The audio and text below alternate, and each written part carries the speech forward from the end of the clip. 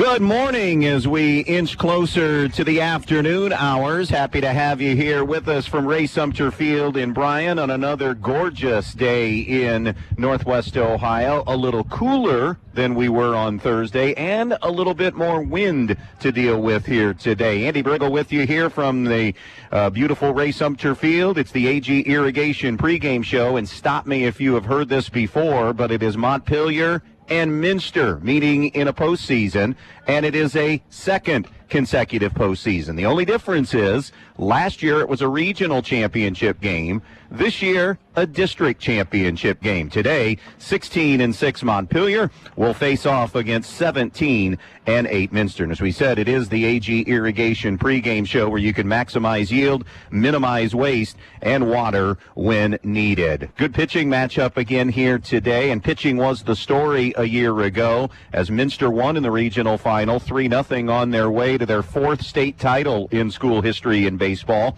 Last year, Montpelier was no-hit by Minster. That was Carson Couch, who has since graduated. Today, it'll be the coach's son, Andrew Wiss, who is the son of head coach Mike Wiss at Minster.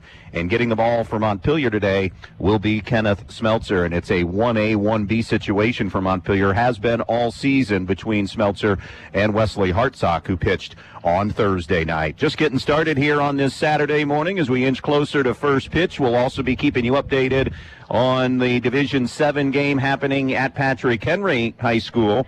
That game is between Edgerton and Leipzig. We'll step out our Brian Ford conversation about both these teams when we come back. Spring savings are happening now at Direct Link. Upgrade your sleep with 20% off puffy mattresses, designed for comfort you'll love night after night. Need new furniture? Save 15% off all floor model furniture and take home a great look for less.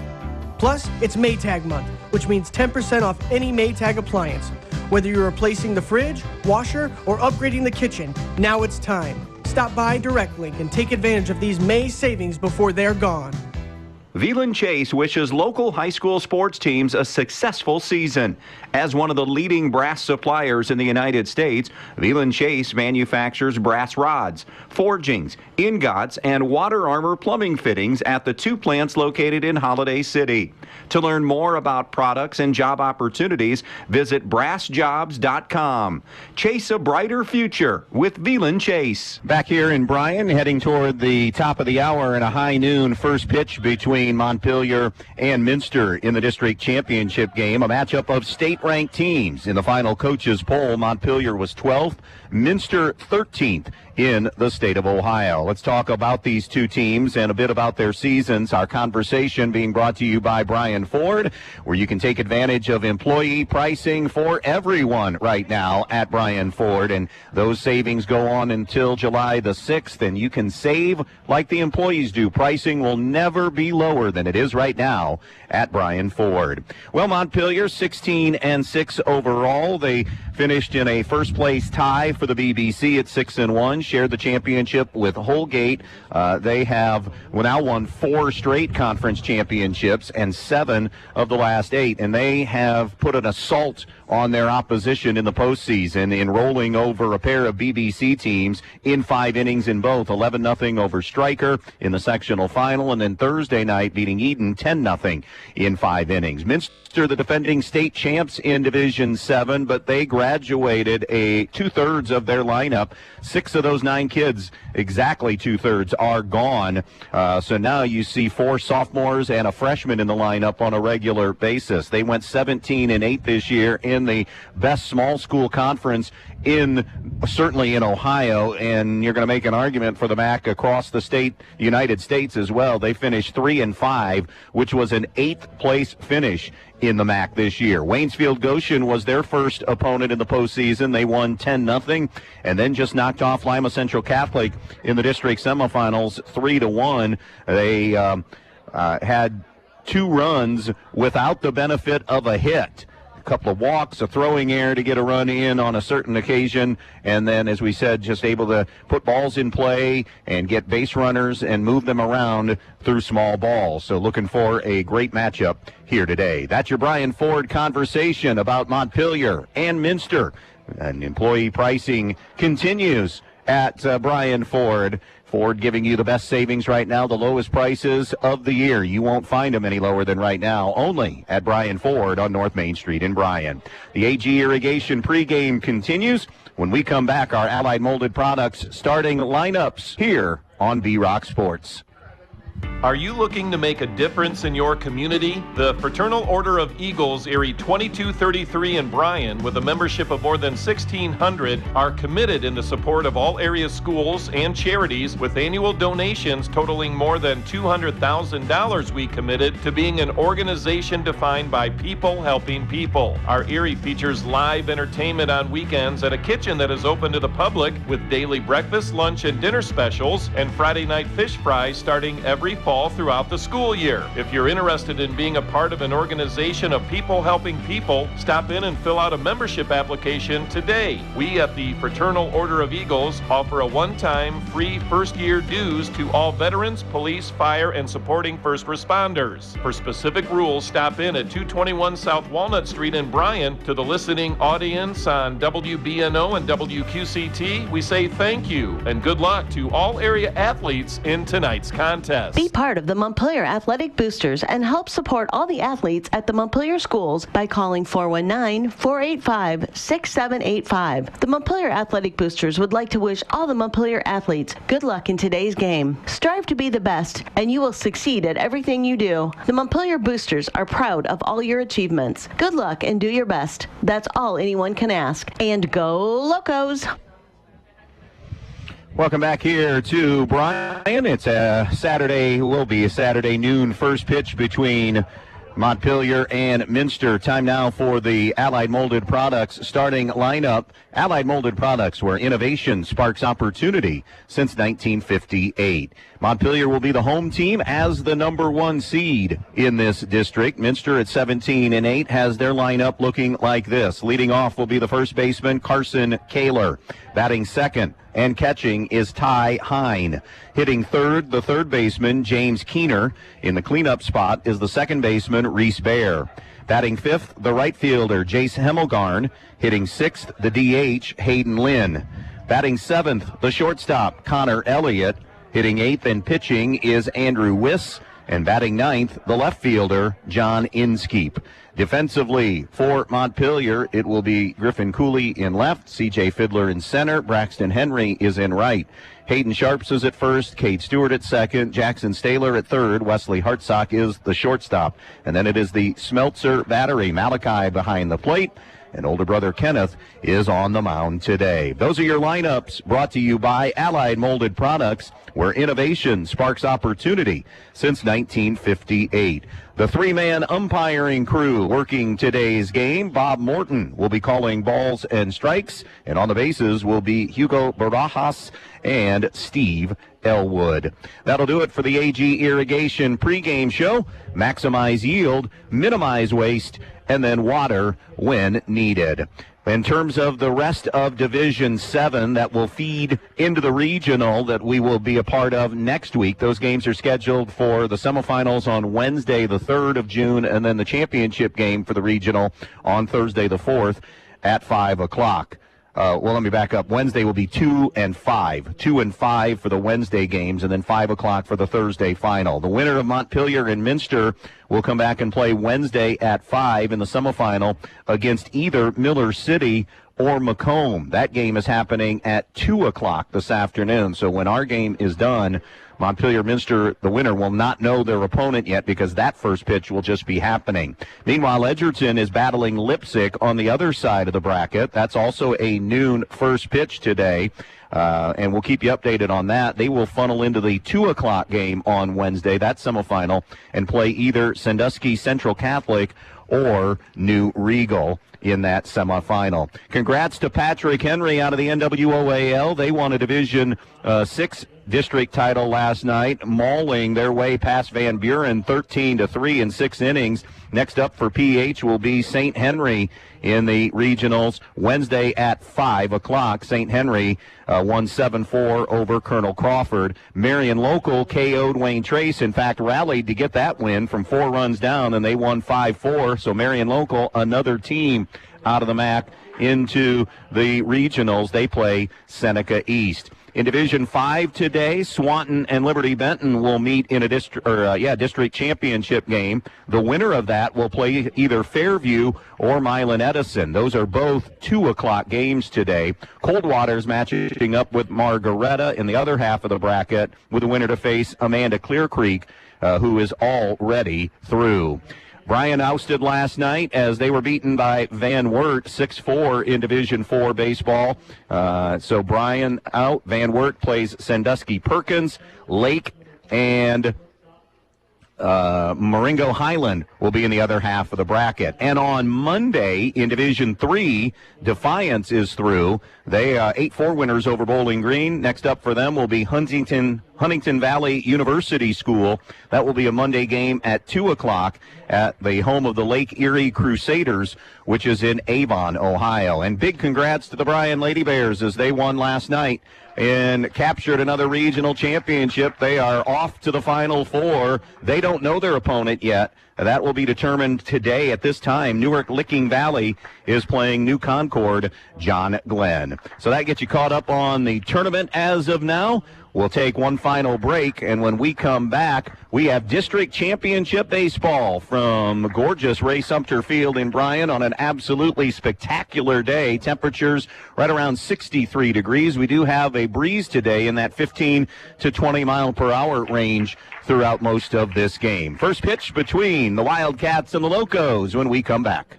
Looking for everything you need for your home, farm, and furry friends? Stop by Eden Farmers Co-op, your neighborhood country store with locations in Eden, Edgerton, and Montpelier. They've got it all. Pet supplies, animal food, bird food, outdoor products, and a full line of Land O'Lakes feed and seed treatments. Need grain storage, fertilizer, or soil sampling? They've got you covered. Plus, don't forget their top-notch feed mill services. Eden Farmers Co-op, serving your community with quality and care. Stop by today. Eden Farmers Co-op, your partner in the field and at home. Black Swamp Equipment with locations to serve you in Bryan, Archibald, Defiance, and Adrian, Michigan is the place where you can get a variety of tools and outdoor power equipment. In fact, it's second to none. In the tri-state area, there isn't a friendlier or more knowledgeable staff than the one at Black Swamp Equipment. And they're happy to help you find the perfect tool to complete your job quickly, professionally, and economically. They are employee-owned and operated, and they take care of you in the best way possible. And they offer the best names in the business, like Grasshopper, available in the Archibald and Defiance location, Toro, Steel, Craft Tools, Miller Electric, Milwaukee, and so much more. Black Swamp Equipment, your one stop for all of your tools and equipment rentals. Locations again to serve you in Bryan, Archibald, Defiance, and Adrian, Michigan. Black Swamp Equipment. Here at the Williams County Veteran Service Office, our mission is plain and simple. We are here to serve our local Williams County veterans and their dependents. We are staffed with trained service officers who have the compassion and understanding to assist their fellow veterans in obtaining all federal and state benefits that they have earned. Additionally, we provide emergency financial assistance and transportation to VA medical centers. So if you're a veteran or a dependent of a veteran, stop in today and see how we can help you at the Williams County Veteran Service Office. When I talk to clients about insurance, they want one thing, someone they can count on. I'm Chris Cannell with Andrews O'Neill & Lowe. That's why we work with Auto Owners Insurance, a company known for fast, fair claim service. Because when it matters most, service makes the difference. Andrews O'Neill & Lowe and Auto Owners Insurance, working together to protect what matters to you. Hi, I'm Paul Rory Jr. of Fackler Monument Company in Montpelier, Ohio and Hillsdale, Michigan. We are proud to celebrate our senior classes as they graduate and prepare for the next step in their lives. Whichever path you choose, Fackler Monument Company celebrates all the hard work you have endured. We're excited to see them move ahead. Good job, class of 2026. From Fackler Monument Company of Montpelier, Ohio and Hillsdale, Michigan, serving the families in the tri-state area since 1924. John Dye and everyone at Strong Real Estate in Montpelier would like to wish all the athletes in tonight's game good luck. Located right in the heart of Montpelier, Ohio, Strong Real Estate Solutions is successfully helping people find that perfect home, building lot, or commercial property. Strong Real Estate Associates are available to provide you with full service in all your real estate needs. Contact John Dye today at Strong Real Estate Solutions in Montpelier, Ohio. Ready to roll from Sumter in Bryan. Happy to have you here with us as we get ready for a rematch of last year's regional final between Montpelier and Minster. Minster, of course, out of the amazing MAC conference, 156 state titles for the MAC in all. And again, that covers all sports. 4 of them have been won by Minster baseball, including last year. They are 4-2 in finals there. So let's tell you a little bit about Kenneth Smeltzer's season. And for Montpelier, as we said, it's basically a 1A and 1B between Kenneth and Wesley Hartsock. Kenneth has worked 54 innings. This will be his 15th appearance of the season. This will be his 10th start of the year. He is 11-1 on the season, has allowed 12 runs, 9 of them earned, 31 hits, struck out 63, walked 20, and has hit 10 batters on the season. He has a 1.16 ERA. Wesley Hartsock just lowered his ERA to .85 with that win over Eden. Team ERA is 1.72. Ready to face this Minster lineup, not as maybe potent as last year's Minster team that had the state championship. They did have to replace 6 starters from that state championship team. So it'll be Carson Kaler, Ty Hine, and James Keener who will dig in to face Kenneth Smeltzer as we get this district championship game underway here today. The winner to get either Miller City or Macomb on Wednesday. From the first base side of the rubber, Smeltzer stares in. The left-handed hitting Kaler digs in, back of the box. And off we go from Bryan on a Saturday. A big swing and a miss for strike one. Smeltzer at 84. He'll go consistently in the low 80s and can touch that 84-85 range. The 0-1 from Smeltzer in on the hands for ball one. 1 ball, 1 strike. Normally we'd be giving you offensive numbers, but we were not provided any offensive statistics whatsoever from Minster. So we have none to pass along. The 1-1 delivery goes 3/4 and missed outside with a cutter, and it is 2 balls and a strike. First batter of the game, Carson Kaler. The 2-1 pitch, and it hit Kaler, and he is aboard to start this baseball game. That's the 11th batter plunked this year by Smeltzer. Coming to the plate now will be the catcher, Ty Hine, for Minster. Mike Wiss has been the head coach there 20-plus years. As we said, has won 4 state championships for the MAC. Had to get a couple of unearned runs in that 3-1 win over Lima Central Catholic on Thursday in the district semifinal. Outfield playing pretty much straight away, medium deep. Everybody going to have to deal with the wind today. Right now, kind of blowing out more towards left field. Smeltzer will take a peek at Kaler. Staler in on the grass, thinking maybe bunt. It's a called strike on the outside corner. 0-1, the count on Ty Hine. Temperature 63 degrees. We have, again, that 15 to 20 mile an hour wind here today. Here's the 1-strike pitch coming from Smeltzer. A breaking ball down low and away. Dimensions here at Sumter, 320 down the line, 350 to the power alleys, and 370 to straightaway center. Home of some pretty terrific teams over the years for Bryan baseball. Throw over, and Kaler had drifted a little bit, but he wasn't far enough, able to get back safely. James Keener is on deck. Kaler, who's on at first, went 5 innings to get the win over Lima Central Catholic the other day. The pitch is outside. 2 balls and a strike. 5 innings pitched, allowed an unearned run and 3 hits. Dominic Meyer came in relief and went the final 2 games. Minster saving their number 1, getting through, and it's Andrew Wiss who goes today. Here's the 2-1, swung on, ground ball to second. It'll be gloved by Stewart, flips to Hartsock, relay in time for the double play. Terrific defense. Stewart to Hartsock to Sharps to complete the 4-6-3 tailor-made double play. That'll bring up another left-hand bat. Remember last year, perhaps, the Minster team was left-handed heavy. This will be James Keener, the third baseman, with now bases empty and 2 down. The pitch, drilled for a strike. No balls and 1 strike here on Keener. The next offering, way up high, 1-1. Montpelier mauling Stryker and Eden both in 5 innings to get here, 11-0 and 10-0. Won their 4th consecutive BBC title, this year a share with Holgate. The 1-1 pitch, up and away, 2-1 the count. Locos 16-6.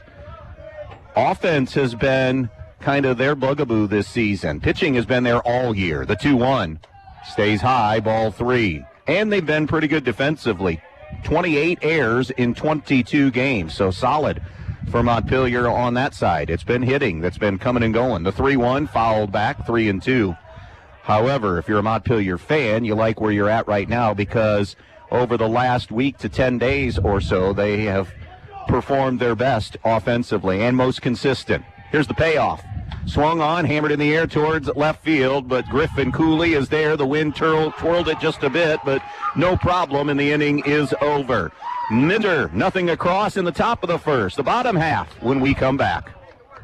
From Friday night lights to packed gymnasiums and early morning practices, area athletes show dedication, discipline, and teamwork every day. Those same values drive Camco Industries, proudly established in West Unity and built on respect, teamwork, and continuous improvement. At Camco, people come first because working together is what builds success on the job and in the community. To all the student athletes across our area, good luck this season. Play hard, play smart, and stay safe. Good luck to all the area athletes from Camco Industries, West Unity. The Thompson and Giese Funeral Homes of Montpelier and Pioneer take great pride in caring for families, and they'll work tirelessly to provide you with a beautiful, lasting tribute to your loved one. In addition to the services that are offered, you'll receive an online memorial that you can share with family and friends.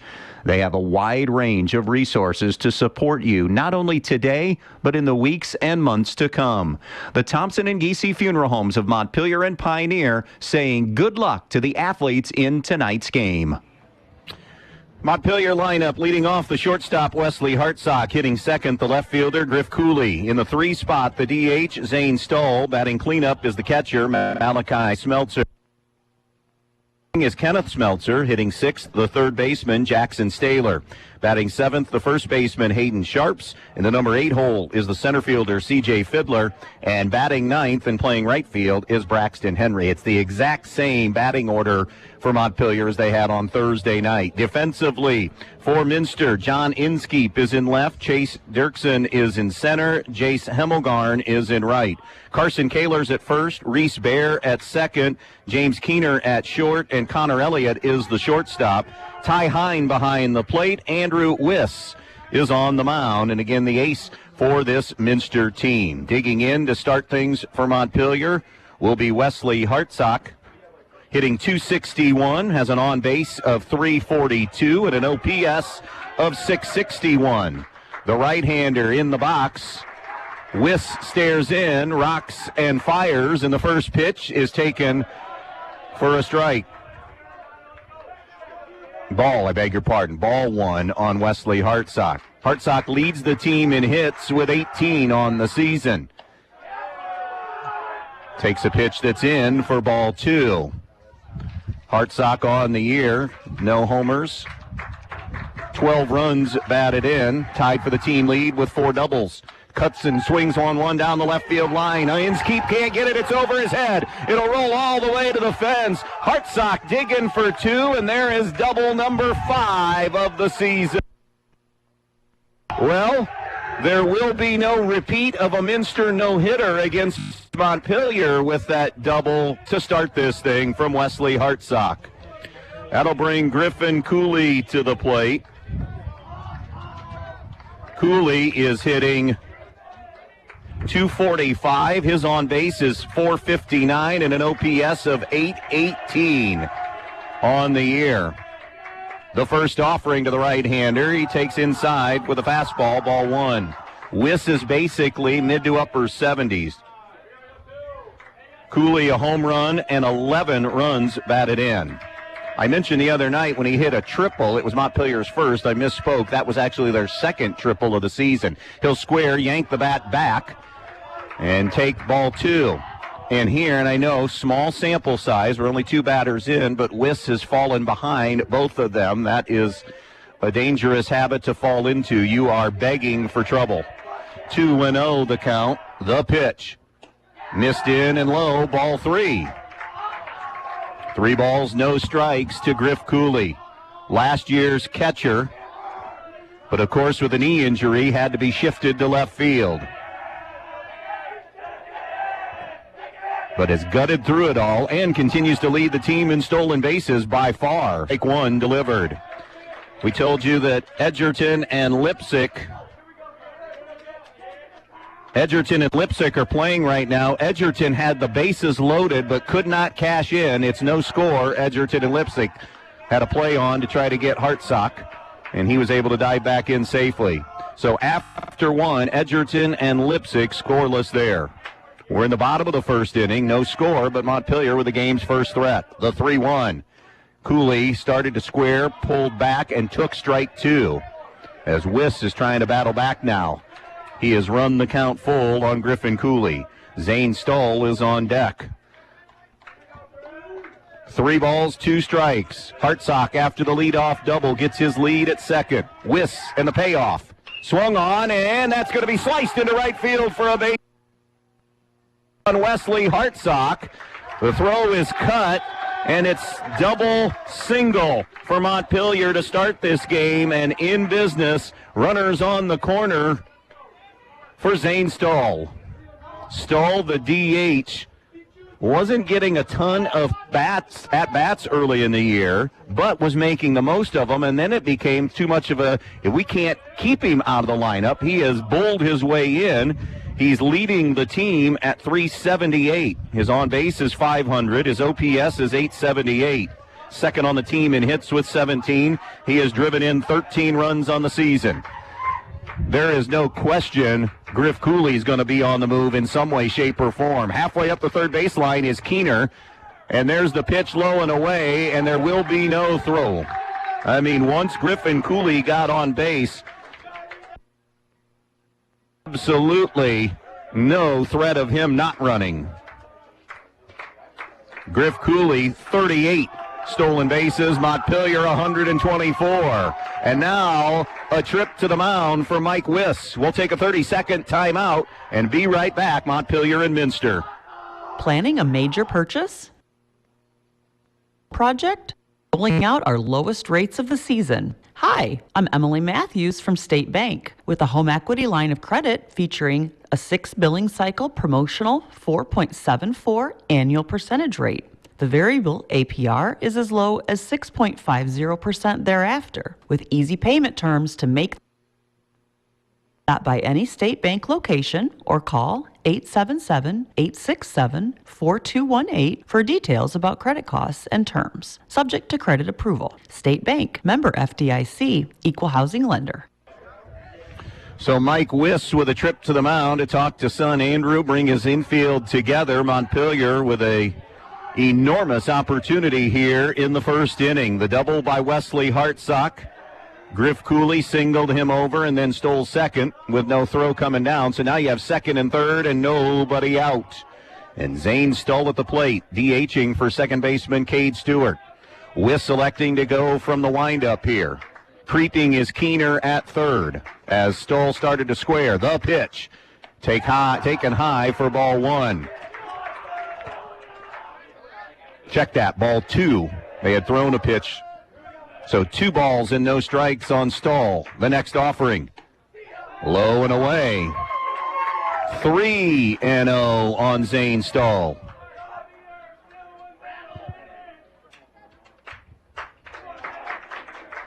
Wiss ready to deal. Hums a strike in there, 3-1. No score, bottom of the first on the Andres O'Neill and Lowe scoreboard. Locos with a threat. Hartsock at third. Crulley at second. Stoll at the plate, the 3-1. Swung on, fouled back. 3-2 the count. It's a Montpelier team trying to advance to their third straight regional. Made the finals last year, semifinals the year before that. 3-2 to Zane Stoll. The payoff just missed for ball 4. The first 3 men are aboard to load the bases for Malachi Smeltzer. Smeltzer in that cleanup spot has flourished. 288 on the year, 493 on base. He has an 820 OPS, has driven in 13. He is second on the team in runs scored with 19. Montpelier has scored 151. There goes the steal of home. The bunt was laid down and ends up being a safety squeeze at the last minute, and Montpelier's on the board first. I thought it was going to be straight steal, and then the late squeeze on a by Malachi Smeltzer. He'll get the RBI. They did retire him. Hartsock scores the game's first run, and now there are second and third and one gone. That'll bring Kenneth Smeltzer to the plate, Malachi's brother. Kenneth, the reigning player of the year in the Western Buckeye League, actually for a second straight year, so the two-time. The pitch, and Kenneth takes a strike on the outside corner. 259 average, 416 on base, 812 OPS. He's driven in 12 runs. The pitch is a breaking ball outside. That'll even the count at 1-1.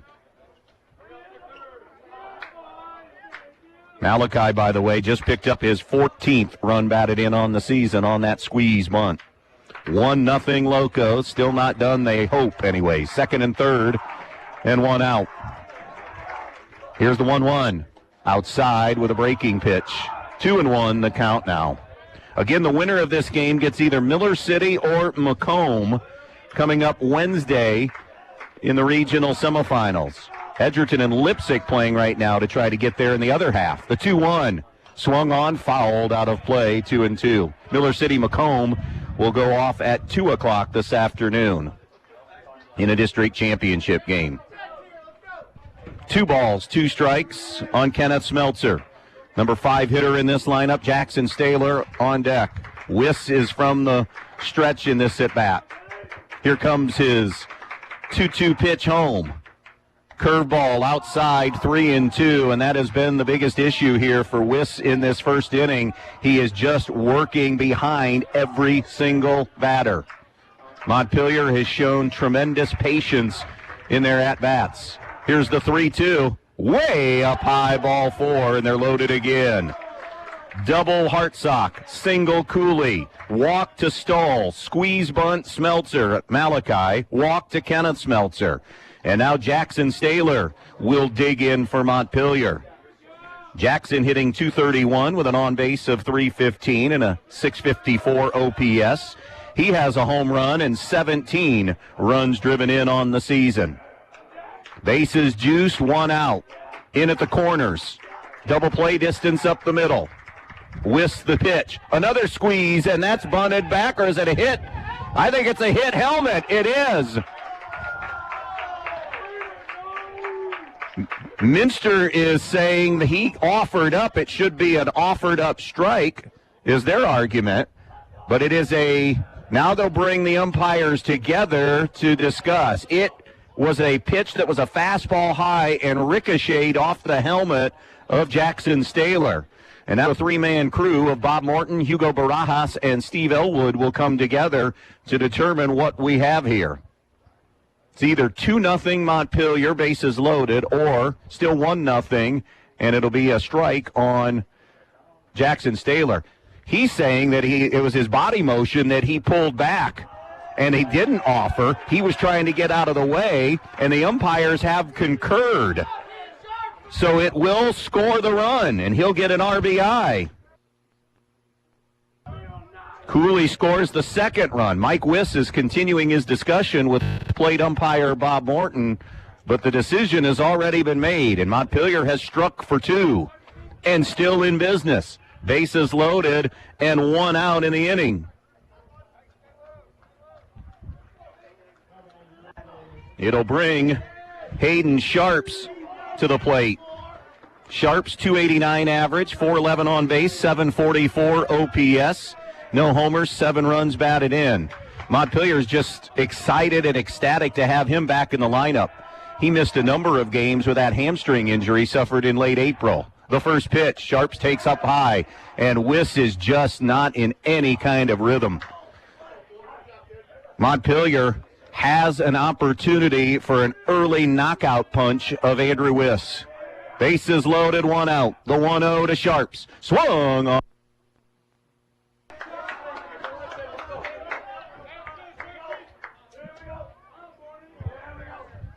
Sharps, front of the box, open stance. Wiss comes set at the belt. The 1-1 pitch. Outside, 2-1. Sharps, the 7th man to bat in this inning. C.J. Fiddler on deck. 2 balls and a strike. Bases loaded, 2-0 Locos. Sharps, big cut and a miss, 2-2. Blew it by him at 77. We've seen him hit 79 once. Everything else has been with a fastball, 76 to 78. Again, double play distance up the middle, in at the corners. The 2-2 pitch from Wiss. Up high, ball 3. Count has run full to another Montpelier hitter. Stoll at third, Smeltzer at second, Staylor at first. Sharps at the plate, 2 in for the Locos to lead it 2-0. The payoff pitch, way up high, ball 4. And another run has scored. Montpelier has 2 hits to start the game, and then after that, walk, squeeze, walk, hit batsman, walk. And another visit to the mound. Nobody has been throwing, but they're hustling down there to throw now. Going to the bullpen, and that is Dominic Meyer, who is going down to loosen up. Dominic went 2 scoreless innings in the win on Thursday. We'll take another break. All Montpelier early, leading 3-0 and looking for more. Miller's Body Shop on Whitaker Drive in Montpelier is the place to go for all your vehicle body work. Whether it's a new or old car, Miller's has been working for you for over 40 years, so you know it's a body shop you can trust. They offer a full-service body shop, auto service shop, along with used cars for sale as well. Stop by Miller's Body Shop and take a look at their used car lot, and if you're in need of some body work, give Miller's Body Shop in Montpelier a call today. Miller's Body Shop, wishing all the area athletes good luck in tonight's game. This is a veteran move here by Mike Wiss. He is taking as long as he can on this mound visit right now. Finally, Bob Morton coming out to break up this party. This is allowing Dominic Meyer time to loosen because he had not been throwing at all. He has been throwing and trying to get hurriedly get into a rhythm down in the bullpen and get ready to go. Andrew Wiss is staying in. The next visit would remove him. Again, Meyer went 2 scoreless innings and didn't give up a hit in the win over Lima Central Catholic on Thursday. Right now, though, it is 3-0 Montpelier. C.J. Fiddler at the plate. Bases loaded. Don't rule out Squeeze here because he handles the bat extremely well. C.J. 204 average on the year. He squares. He tries to get the bunt down, and he bunted it foul. 290 on base, 494 OPS. 9 runs batted in. And I would venture to say that he is the best bunter on the team, or certainly in that top 2 or 3 discussion. 0-1 on CJ, the 8th man at the plate for the Locos. The dream start continues. Looking for even more. Up 3-0. I had to pause here because we had a bullpen ball that got loose, and now we're ready. 0-1 on Fiddler. Bases loaded, 1 out. 3-0 Locos on the Andres O'Neill and Lowe scoreboard. Wiss steps, and they've got him hung. The throw to third. He just got back, they said. Steve Elwood said that Kenneth Smeltzer just got back in under the tag. And a really good play on from Minster there, knowing that in all likelihood another squeeze bunt was coming, so you were going to have a break from Smeltzer, and he started a little too soon, and they almost picked him off. But still aboard. Bases loaded, and another ball has sailed out of the bullpen, so it's into the field of play. Hugo Barajas has to put the brakes on everything, and now we're ready. Kenneth Smeltzer at third. Jackson Staylor at second. Hayden Sharps at first. C.J. Fiddler at the plate, 0-1, and he was going to swing away there and took a fastball way out of the zone, 1-1. 3 runs on 2 hits, some walks, some hit batters, a squeeze. Montpelier's got a little of everything going in this inning. The 1-1. Fiddler fouls it off. It'll curl out of play off to the right. A ball and 2 strikes now. The only out recorded was when Malachi Smeltzer got the bunt down that scored a Montpelier run. They were able to retire Smeltzer at first. 1 ball, 2 strikes on Fiddler. Wiss with a long stare in.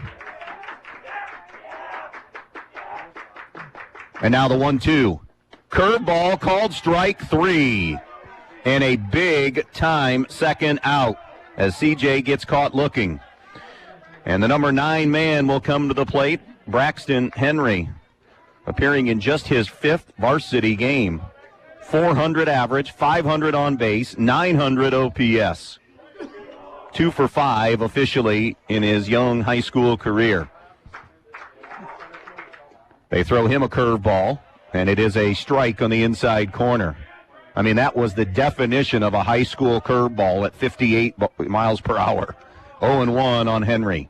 Right field has been kind of an open-door policy for the Locos this season. Henry settling into the hot spot now. The 0-1. Another curveball got him out in front, and a swing and miss, 0-2. They're staying off speed with Henry. Now, do they do that on the 0-2? Or do they try to ramp it up here with a fastball away? 0-2 on Henry. Bases loaded, 2 outs, 3-0 Montpelier. And the 0-2. Fastball just missed outside, 1-2. That one hummed in there at 79. Dominic Meyer is more than ready. You wonder if Henry could come up with a hit. Would he come in now? Wiss trying to get out with just a 3 spot. The 1-2, breaking ball, lunge, and a miss, and strike 3. And the inning is finally over.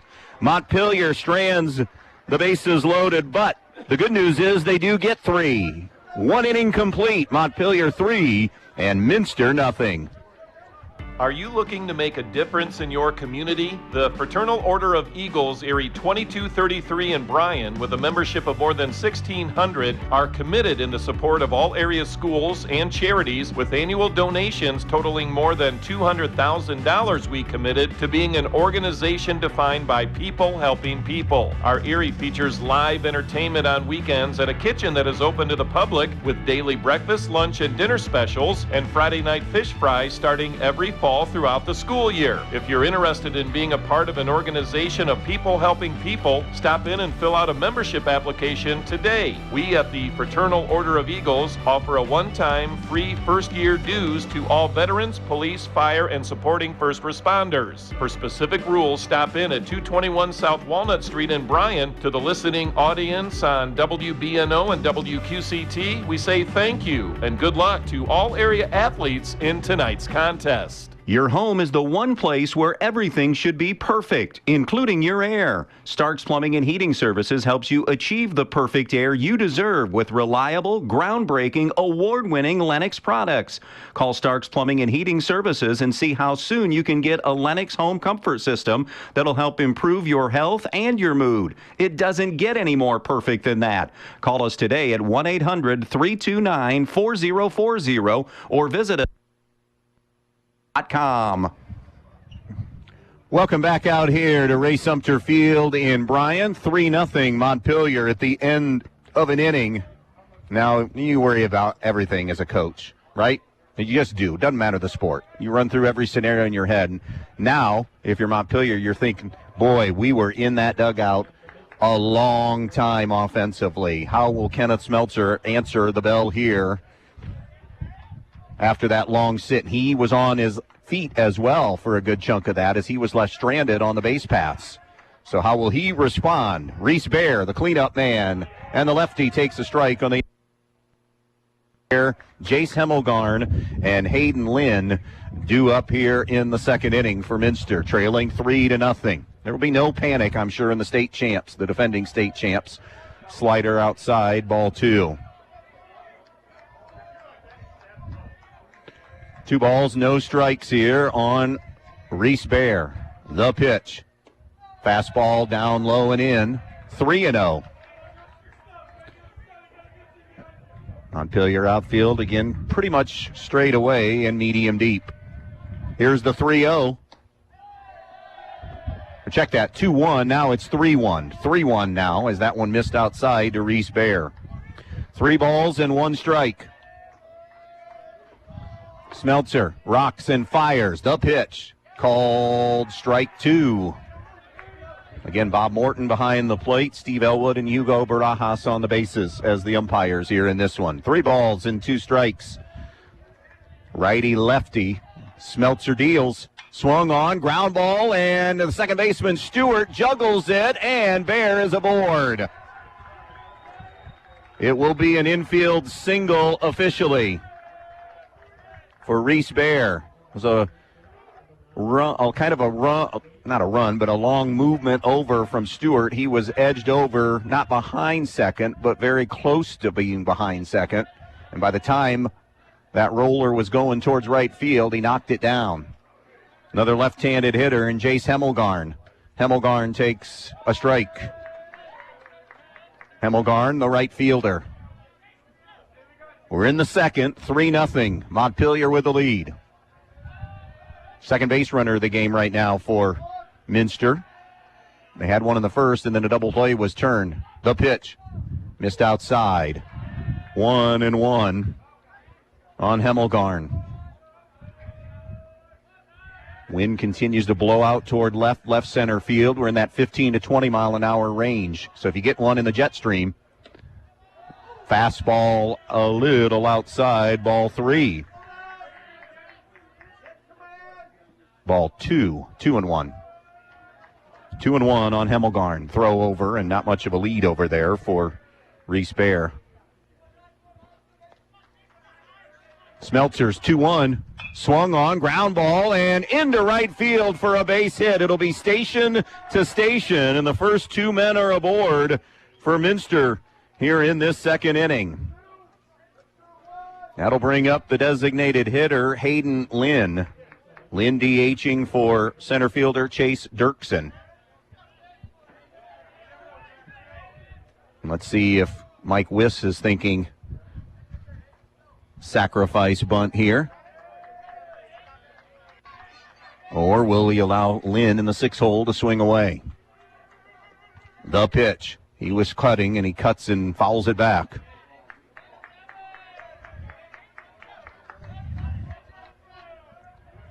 Oh and 1 here on Hayden Lynn. Bear at second, Hemmelgarn at first. They are the first 2 batters in this inning on for Minster. The 1-strike pitch. Off speed, strike 2. 0-2 now on Hayden Lynn. We've lost the scoreboard here at Sumter now completely. Here's the 0-2. Swing and a miss, strike three. He was tardy on the swing and paid the price for the first out of the inning. So one gone here in the second. That'll bring up the shortstop, Connor Elliott. Elliott, right-handed bat.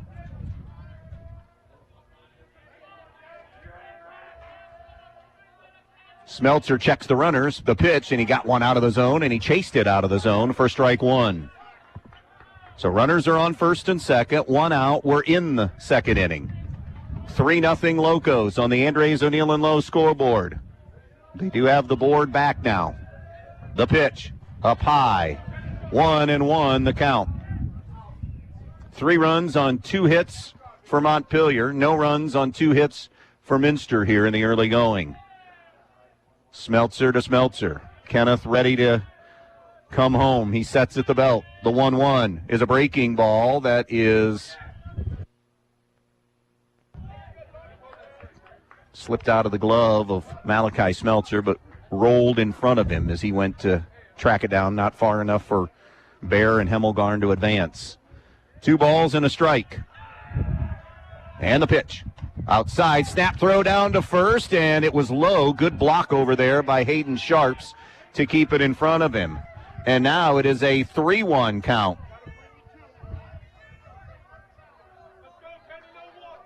Three balls and 1 strike. Kenneth comes home, swung on, and a little pop-up, a flare to the second baseman, Cade Stewart, for the second out of the inning. On, and the number 8 hitter right now, still the pitcher, Andrew Wiss, will bat. Wiss, yet another left-hander for the Minster Wildcats. 2 out, 2 on. And the first offering is waved at and missed by Wiss for strike 1. Minster put the first 2 men on with back-to-back singles. Kenneth Smeltzer's battled back to get a strikeout and a pop-out. And now has an 0-1 count on Andrew Wiss, who has taken time in the box. Montpelier plated 3 in the first inning and really had a chance to do more damage. They left the bases loaded. 0-1 on Wiss. The pitch. Strike 2 is called.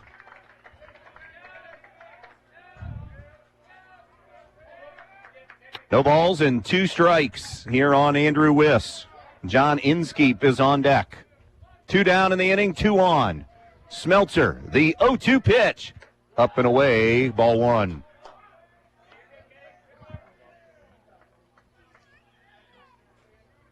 Montpelier the 1, Minster the 2 seed in this district. This is the Northwest 1 district. The 1-2 offering just missed outside, 2-2.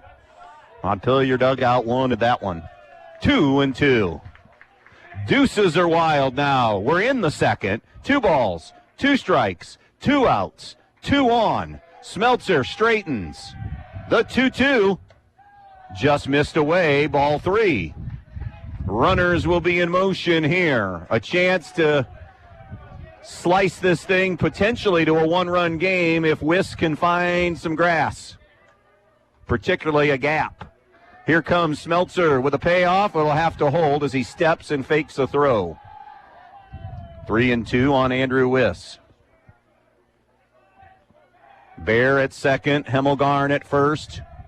And now Wiss another timeout as the chess match continues. And now a visit to the mound for Montpelier by Malachi Smeltzer.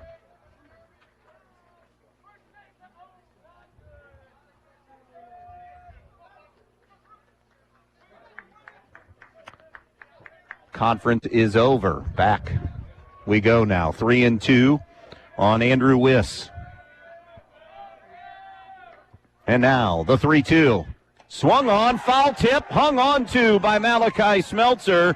Inning is over. Minster got the first 2 men aboard, but could do no damage Inning and a half complete. 3-0 Montpelier. We'll be right back. Be part of the Montpelier Athletic Boosters and help support all the athletes at the Montpelier schools by calling 419-485-6785. The Montpelier Athletic Boosters would like to wish all the Montpelier athletes good luck in today's game. Strive to be the best, and you will succeed at every. Boosters are proud of all your achievements. Good luck and do your best. That's all anyone can ask. And go Locos! As America celebrates 250 years of freedom, we will be offering $250 off all upright memorials. Fackler Monument Company in Montpelier, Ohio and Hillsdale, Michigan is a third-generation locally owned family-run company. Join us in celebrating our great country's 250th birthday. And remember, we will be offering $250 off all upright memorials. Fackler Monument Company, located in Montpelier, Ohio and Hillsdale, Michigan, serving you for over 100 years and for generations to come.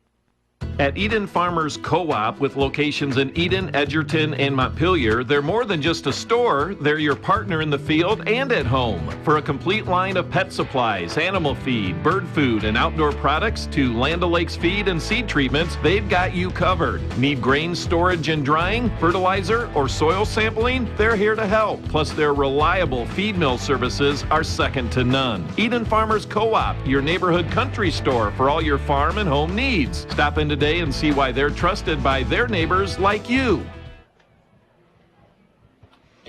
Welcome back to Ray Sumter Field in Bryan. It is 3-0 here in Bryan. Montpelier leading Minster.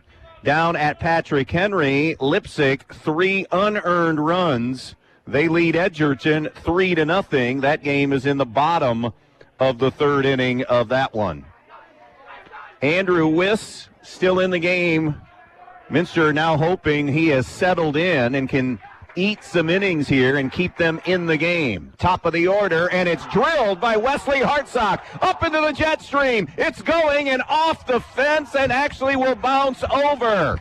A double for Wesley Hartsock again. A ground rule double. So it hit warning track, not fence, and then skipped over in a leadoff double for Wesley Hartsock. And Montpelier trying to get something cooking again here in inning number 2. Griffin Cooley will come up. 6 doubles, I should say, now hit on the season for Hartsock. A breaking ball that has hit Griffin Cooley, and he's on base for a second time in this game. Just like the first inning, the top 2 are aboard here in the second, and it's going to be the end of the line now for Andrew Wiss. As Dad Mike will come out and say, Andrew, there will be better days ahead than today. Montpelier, a 3-0 lead. We're in the second. New pitcher coming in, and we'll talk about that when we come back. With warmer temperatures in the forecast, get to Donaldson's Ace Hardware on North Union Street in Bryan and pick up your gallon of Clark & Kensington interior coverage, ability, and the primer built right in. Whether it's a graduation party you're getting ready for or that painting project that you just want to get done, Clark & Kensington has you covered. And Donaldson's Ace Hardware on North Union Street in Bryan is the place to get all you need for your project, including accessories. Donaldson's Ace Hardware on North Union Street in Bryan. Ace, the helpful place. Everyone's financial story is different, and every story deserves a partner who listens. At Midwest Community Federal Credit Union, we're here to help you build confidence, make smart financial choices, and move toward what matters most. From daily banking to dream big milestones, this is your home for making money moves. Let's write your next chapter together. Visit midwestcommunity.org to learn more today. So Dominic Meyer is the new pitcher. Andrew Wiss remains in the game. He will play shortstop now. That was where Connor Elliott was. I don't think any other defensive changes, but something to keep our eye on. Again, Meyer threw pitches on Thursday. 2 scoreless innings. He didn't allow a hit in that 3-1 win over Lima Central Catholic. They are going to get some more action going down in the bullpen as well. Andrew Kettner is a senior that is starting to throw as well, just to make sure. Not sure what you're going to get out of Meyer, again, with the 2 innings thrown on Thursday. Montpelier leading at 3-0. We're in the bottom half of the second inning, and they have the first 2 men aboard. Another Hartsock double in this game, followed by a hit by pitch for Griff Cooley, and it's Zane Stoll coming back up for a second time in as many innings. Stoll walked and scored a run his first time through the order. Came in at 378 on the season.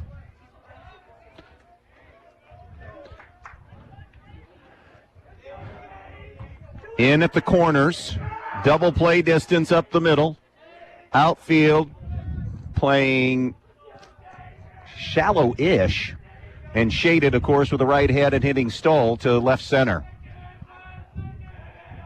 Meyer deals. It's an off-speed pitch that's cut on and missed. Strike 1 to Zane Stoll. He's too big of a bat to give up, I think, to bunt. And they didn't even have him squaring. Now the square would be maybe to steal, but not. He'll swing and miss at strike 2. Meyer staying off speed to Stoll. A little bit bigger, physically bigger than Andrew Wiss in terms of body size. He comes set at the belt. Here comes the 0-2. Down in the dirt, 1-2. That fastball, pretty much the same velo as Wiss there at 78. Right-hander against right-hander. A ball and 2 strikes. 2 on, nobody out in the second. 3-0 Montpelier. The 1-2 pitch is a curveball that's bounced foul. We'll do it again.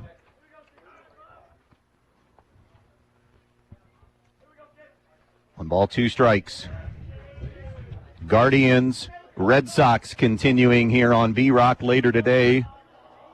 4:10, first pitch, 4:15, somewhere in that neighborhood. 1-2 on Zane Stoll. 2 on, nobody out, 3-0 Montpelier. Dominic Meyer comes home, low and away to even the count at 2-2.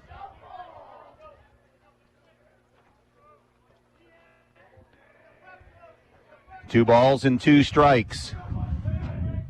Meyer. Here comes his 2-2. It's a curveball, and it's waved at and missed for strike 3. Stoll way out in front. First out of the inning and a big one. Malachi Smeltzer, squeeze bunt last time, picked up an RBI, so sacrifice squeeze. Officially no at bat yet for Malachi Smeltzer. Hits here with a first and second, and 1 out now. Another righty-righty matchup. Here's Meyer's pitch. Went 3-quarter delivery, low and away. Good job defensively by Ty Hine. 1-0 the count. Montpelier 16-6, Minster 17-8, the top 2 seeds in this district, battling for a district title. The 1-0 is a curveball down low, ball 2. We mentioned the success of the MAC as a conference. Minster alone, 43 state championships. Minster, by the way, runners were moving and are there now at second and third on the steal. So 43 state championships, 167 MAC titles in all of the sports that they offer. The MAC as a conference has 15 baseball state titles. 7 of them by Coldwater, 4 by Minster. Second and third, the pitch. And that's drilled into left field for a base hit. Hartsock is in. It was hit so hard, it was a cannon. Cooley had no chance to score. It's 4-0 Montpelier. Malachi Smeltzer collects another RBI. Hartsock scores his second run of the game. By the way, a snow cone out there by Inskeep in left field. If that hops over him, again, because they are playing fairly shallow. So now they're on the corners with 1 down for Kenneth Smeltzer, who walked his first time up. Montpelier's extended to a 4-0 lead. Here, still batting in the second. Malachi is going to be on the move. There he goes. The square, and it's a hit batsman. What a difference a year makes. Montpelier no hit last year. Kaushan ended up pitching Minster to the title, and pitching has been an undoing here so far for the Minster Wildcats. The bases are loaded again for this Montpelier lineup.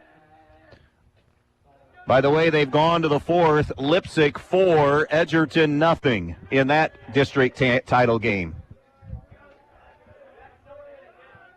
We have a timeout taken on the infield. Andrew Wiss, I think, got a little debris in his eye. Or maybe a contact situation, because he's heading towards the dugout. Steve Elwood allowing him time. So we have a timeout on the field. It's 4-0 Montpelier with the bases loaded and 1 out still. Jackson Staylor at the plate. He was hit by a pitch last time and collected an RBI with the bases loaded. So, by the way, 3 hit batsmen by Minster pitching and 3 walks in this game. 4 runs, 4 hits for Montpelier. No runs on 2 hits for Minster. No errors have been committed yet in this game. It has been all locos, though, here through 2 innings. And just like in the first when it was 3-0 and bases loaded, now 4-0 bases loaded, a chance for a potential kill shot here for the Locos early. And they certainly have Minster dangling on the ropes right now. Minster, the defending D7 state champs. Wiss is ready, whether it was just something in his eye or a contact situation, whatever it was, he's back out there. Jackson Staylor ready to go dig in. Cooley's at third. And then it's Smeltzers. Malachi at second, Kenneth at first. Dominic Meyer in relief of Andrew Wiss, but has found it just like Wiss so far. Tough sledding. Would kill for a double play right now. The pitch to Staylor. Swing and a miss.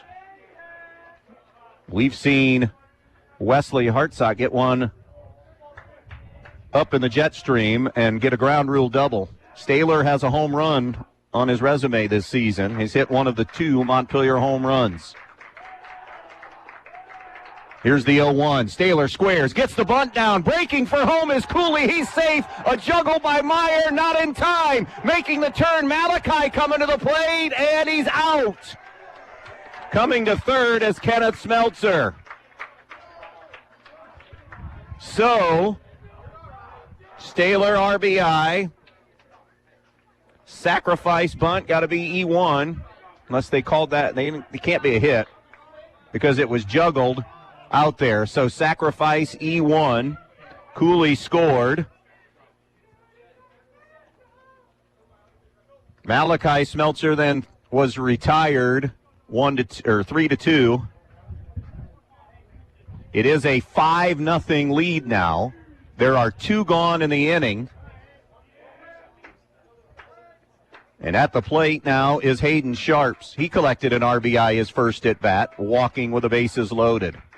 Staylor creeping off of first and probably going to be in motion here. Nope. Strike 1 on the outside corner to Hayden Sharps. So now it's Kenneth Smeltzer at third, Jackson Staylor at first. A second run squeezed in, though, for Montpelier in this game. 2 of those 5 runs coming on squeeze bunts.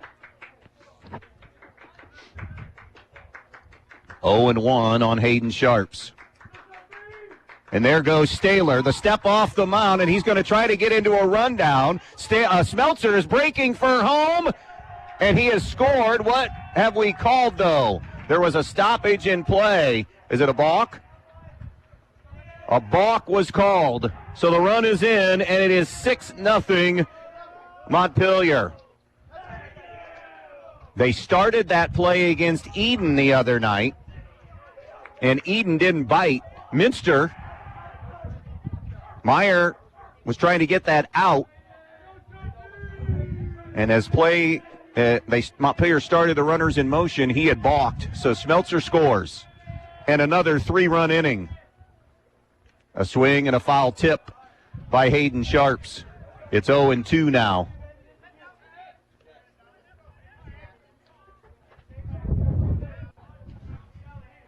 No balls, 2 strikes, 2 down in the inning. Staylor the runner at second. 6-0 Montpelier. Myers pitch. Called strike 3, and the inning is over. A 3 spot for the Locos. Again, 2 in the books. All Montpelier right now in the district final over Minster, 6-0. Are you looking to make a difference in your community? The Fraternal Order of Eagles, Erie 2233 in Bryan, with a membership of more than 1,600, are committed in the support of all area schools and charities, with annual donations totaling more than $200,000. We committed to being an organization defined by people helping people. Our Erie features live entertainment on weekends at a kitchen that is open to the public, with daily breakfast, lunch, and dinner specials, and Friday night fish fries starting every fall throughout the school year. If you're interested in being a part of an organization of people helping people, stop in and fill out a membership application today. We at the Fraternal Order of Eagles offer a one-time free first-year dues to all veterans, police, fire, and supporting first responders. For specific rules, stop in at 221 South Walnut Street in Bryan. To the listening audience on WBNO and WQCT, we say thank you and good luck to all area athletes in tonight's contest. Here at the Williams County Veteran Service Office, our mission is plain and simple. We are here to serve our local Williams County veterans and their dependents. We are staffed with trained service officers who have the compassion and understanding to assist their fellow veterans in obtaining all federal and state benefits that they have earned. Additionally, we provide emergency financial assistance and transportation to VA medical centers. So if you're a veteran or a dependent of a veteran, stop in today and see how we can help you at the Williams County Veteran Service Office. 9, and then the top for Minster in a 6-0 hole. John Inskeep, Carson Kaler, and Ty Hine to face Kenneth Smeltzer here in the top half of the 3rd inning. The right-handed hitting Inskeep takes strike 1 on the outside corner. 3 in the first, 3 in the second for Montpelier. 6 in, it could be worse. They have stranded 4. Curveball inside, 1-1. Montpelier doing it a variety of different ways. Some hits, some hit batsmen, some squeeze bunts, some walks in there. Strike 2 now on Inskeep. Another long inning for Kenneth Smeltzer in the dugout. First 2 runners in the last inning aboard with singles, but got out of that jam. A swing and a miss, strike 3, and down goes Inskeep. 3rd strikeout of the game through the first time through the order for Ken Smeltzer. Top of the order now, Carson Kaler. Kaler, the first baseman, hit by a pitch, his first at bat. Smeltzer rocks and fires. 3-quarter delivery, check swing, foul ball. 0-1 on Carson Kaler. Kaler went 5 in the win on Thursday over LCC on the mound, gave up an unearned run and 3 hits, and was also part of those runs scoring, the action on the bases and scoring. Gets a big swing and miss there and is in an 0-2 hole now. 0-2 on Carson Kaler. Right-hander against left-hander. Smeltzer's 0-2, up and away, ball 1. If you're Montpelier now, you just have to find a way to keep the gas pedal to the floor. Don't give the defending state champs any signs of life. Because if you give them a crack, they'll take advantage. The 1-2, and that's sliced foul and will head out of play. Ricochets off a fan out here. Seems to be all right. 1-2 on Carson Kaler. 1 down, base is empty. 3rd inning, 6-0 Montpelier on the Andres O'Neill and Low scoreboard. A 3rd Minster pitcher continuing to throw. That was Andrew Kettner. The pitch, swing and fouled off. Good job by Kaler hanging in this at bat.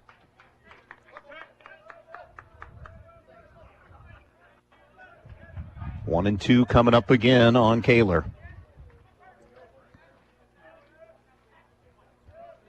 Smeltzer fires, swung on, chopper up the middle, glove by Hartsock from his knees, won't retire him. It kind of bounced out of his glove, did a good job of keeping it on the infield. Wesley thought maybe he had a shot at getting Kaler if he could have barehanded it cleanly, but he juggled and dropped it and then didn't want to take a chance. So a smart decision there. Third hit of the game for Minster. That'll bring up Ty Hine, who grounded into a 4-6-3 double play his first time up. The first pitch, Hine rolls it back up the middle. Smeltzer to second for one. Relay in time, and Ty Hine, another inning-ending. Well, this time an inning-ending double play. The last time, the first two outs of the inning.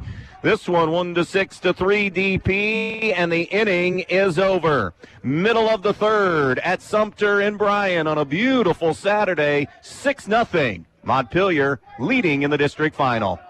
Hi, this is Tammy Bergman with Andrews, O'Neill & Lowe Insurance Agency. Andrews, O'Neill & Lowe has cared for our neighbors for a century. We believe when communities are strong, everyone benefits. From your family to your assets, your employees to your business. We're proud to partner with Central Insurance to protect what matters most to you, because you are what matters most to us. Here's to the next 100 years of delivering on our promise to provide peace of mind on good days and when facing the unexpected. Learn more at AndrewsO'NeillandLowe.com. Looking to upgrade your outdoor space? Bryan Home Center Bryan has you covered. Right now, enjoy beautiful, low-maintenance outdoor poly furniture built to last through every season. Choose from comfortable chairs, stylish seating, and complete dining sets perfect for patios, decks, and backyard gatherings. Even better, take advantage of 0% financing, making it easier than ever to bring home the outdoor comfort you've been wanting. Stop in today at Bryan Home Center and see what's new for your outdoor living space. Bryan Home Center, where quality and comfort come together. 8-9-1 coming up for the Locos here in the bottom half of the third inning. C.J. Fiddler, Braxton Henry, and Wesley Hartsock, as they'll be facing Dominic Meyer in relief of Andrew Wiss. Montpelier has really cashed in on opportunities here today, leading it 6-0. Wiss struggled with finding the zone, and then when he did, Montpelier would make him pay. And now they're getting a look at Meyer around the lineup here, everybody, for the first time. C.J. Fiddler struck out his first time up. He and Braxton Henry were both strikeout victims. Winner to go to the regional. It will be back at Carter Park in Bowling Green, by the way, Wednesday of next week.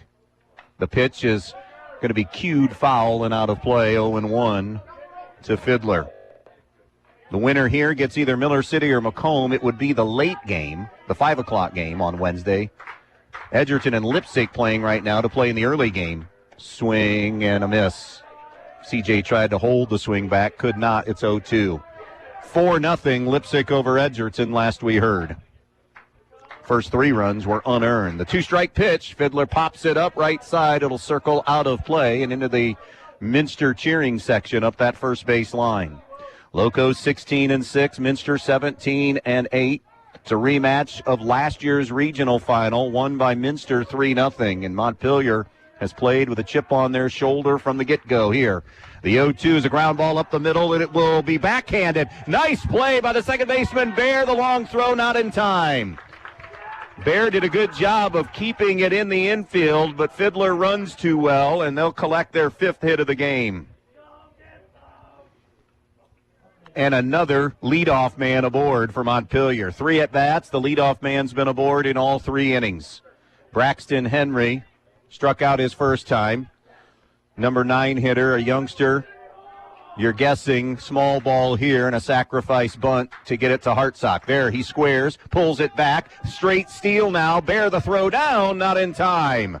And Fiddler will have a stolen base. This is an aggressive Montpelier team all season. They came in at 123 stolen bases.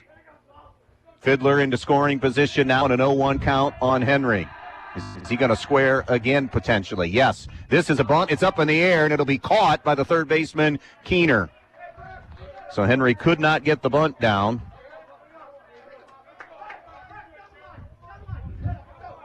And that's the first out of the inning. However, Fiddler is in scoring position. Wesley Hartsock, third inning, third at bat. Doubles in his first 2 at bats. So 2 for 2 with the 2 doubles and 2 runs scored out of the leadoff spot. 1 out, 1 on in the inning. The pitch. Swung on, fouled away. 0-1 on Wesley Hartsock. 3 runs in each inning for Montpelier as they lead at 6-0 here on the Andres O'Neill and Lowe scoreboard.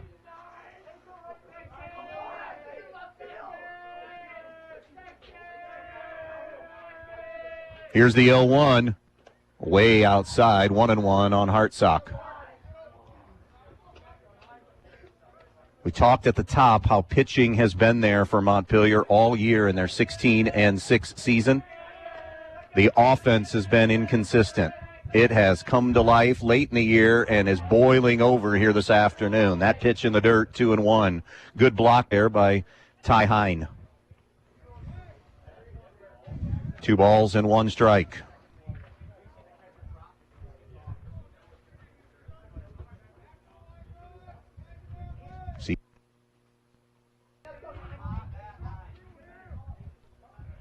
They're making sure, I think, Hine is okay after that block as Bob Morton will come all the way out to the mound. They're going to switch baseballs up. That was the reason, I think, just to make sure that everybody was okay after that one in the dirt. We're in the bottom of the 3rd inning. It's 6-0. Montpelier on top. Lipsick and Edgerton have moved deep into the 5th now. 4-0. Lipsick continues to lead in that district championship game. New Brigle and Sandusky Central Catholic would wait on the other side for the Lipsick-Edgerton winner. The 2-1 swung on, lifted into the air towards center field. Chase Dirksen coming in and can't get there. It'll drop. He was there and it falls, and now it will be a bloop single for Wesley Hartsock. 3 for 3 for Hartsock. Dirksen gave it a long run, and it just fell in front of him, and I'm not sure. Also, Hemmelgarn was coming from right as they both were giving chase. And now it's Griffin Cooley, 1 for 1 with a single, and he's been hit by a pitch. Third from Cooley. And Cooley fists it off the end of the bat. A roller on the right side. It'll be gloved by Bear. He'll flip to the first baseman. Flip to the pitcher, Dominic Meyer, who was covering first because Carson Kaler had come off the bag and stumbled. So if Meyer isn't there, and that's a great sign of a fundamentally sound baseball team. Meyer saw it. Cooley's retired, and you get the 4-1 put out that time, which you don't see on a regular basis. You do some. Swung on, fouled back by Stoll. But I guess let me word it this way. You don't see a 4-1 put out the way that just happened very often with Kaler, who thought he had a play, stumbling, losing his footing, and Meyer recognizing, I got to get over there. So now 2nd and 3rd, 2 outs. 0-1 on Stoll. It's a breaking ball drilled toward left center field. The center fielder Dirksen gets into the gap to take a hit away, and the inning is complete. So Minster is finally able to avoid damage in an inning. Montpelier strands runners on 2nd and 3rd, and we are through 3, Loco 6, and Minster nothing. Planning a major purchase, debt consolidation, or home project? We're rolling out our lowest rates of the season. Hi, I'm Emily Matthews from State Bank with a home equity line of credit featuring a 6 billing cycle promotional 4.74 annual percentage rate. The variable APR is as low as 6.50% thereafter, with easy payment terms to make those projects affordable. Stop by any State Bank location or call 877-867-4218 for details about credit costs and terms. Subject to credit approval. State Bank, member FDIC, equal housing lender. John Dye and everyone at Strong Real Estate in Montpelier would like to wish all the athletes in tonight's game good luck. Located right in the heart of Montpelier, Ohio, Strong Real Estate Solutions is successfully helping people find that perfect home, building lot, or commercial property. Strong Real Estate Associates are available to provide you with full service in all your real estate needs. Contact John Dye today at Strong Real Estate Solutions in Montpelier, Ohio. Welcome back here to Ray Sumter Field in Bryan. 3 innings complete. Montpelier leading 6-0 in this thing as we move to the top half of the 4th inning. Well, first they did obviously 3 runs in each of the first 2 at-bats, but then even more traffic again in the 3rd inning, just this time unable to come up with a big hit to get more runs in. The first pitch from Kenneth Smeltzer is a strike on the outside corner to James Keener. It'll be Keener, Reese Baer, and Jace Hemmelgarn to face Smeltzer here in the 4th inning. The pitch is drilled into the air toward left field. Playable for Griffin Cooley, who fights the sun a little bit in the wind and grabs it. And that's the second time James Keener has flown out to Griff Cooley in left field, and that's out number 1. That'll bring Reese Baer to the plate. Baer collected the first hit of the game for Minster, an infield single. Another righty-lefty matchup. 3 hits on the game for the Minster Wildcats. 3-quarter delivery, a roller to short. Hartsock comes up, guns across, 2 down. So 2 quick outs here in the 4th. Jace Hemmelgarn coming to the plate, another left-hander in this Minster lineup. He singled his first time up as well. They went back-to-back with Baer. Remember, that was the best chance for Minster today. First and second, nobody out. Fastball, strike 1. 0-1 on Jace Hemmelgarn. But Smeltzer dug in and able to get out of that first and second no-out jam unscathed. The 0-1 swing and a miss, 0-2. So now no balls, 2 strikes, 2 down, bases empty, 4th inning, 6-0 Montpelier. The 0-2 from Smeltzer. Clipped foul and out of play. 0-2 it remains on Hemmelgarn.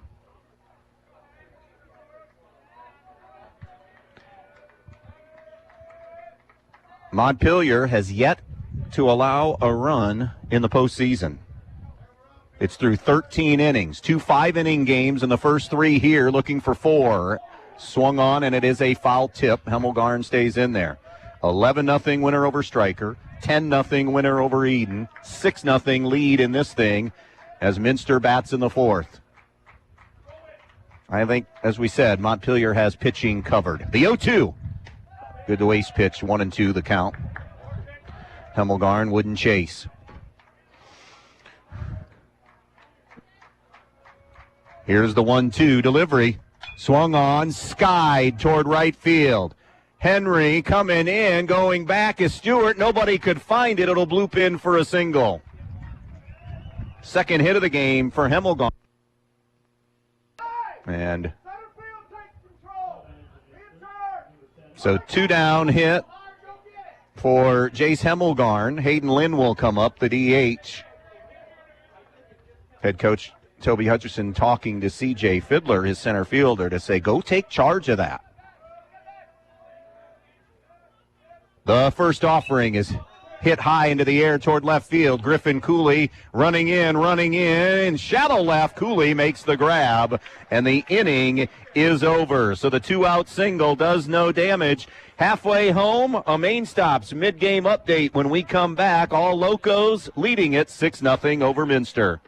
Newcomers Schaefer, Spangler, and Brininger have served Northwest Ohio for over 120 years. They provide a full range of legal services, including real estate transactions, estate planning and trust administration, elder law, family law, business planning and litigation, personal injury, workers' comp, criminal and traffic defense, and more. Newcomers Schaefer, Spangler, and Brininger also supports the athletes in schools in Northwest Ohio and wish them the best of luck in this game. Every stage of life comes with a new money move.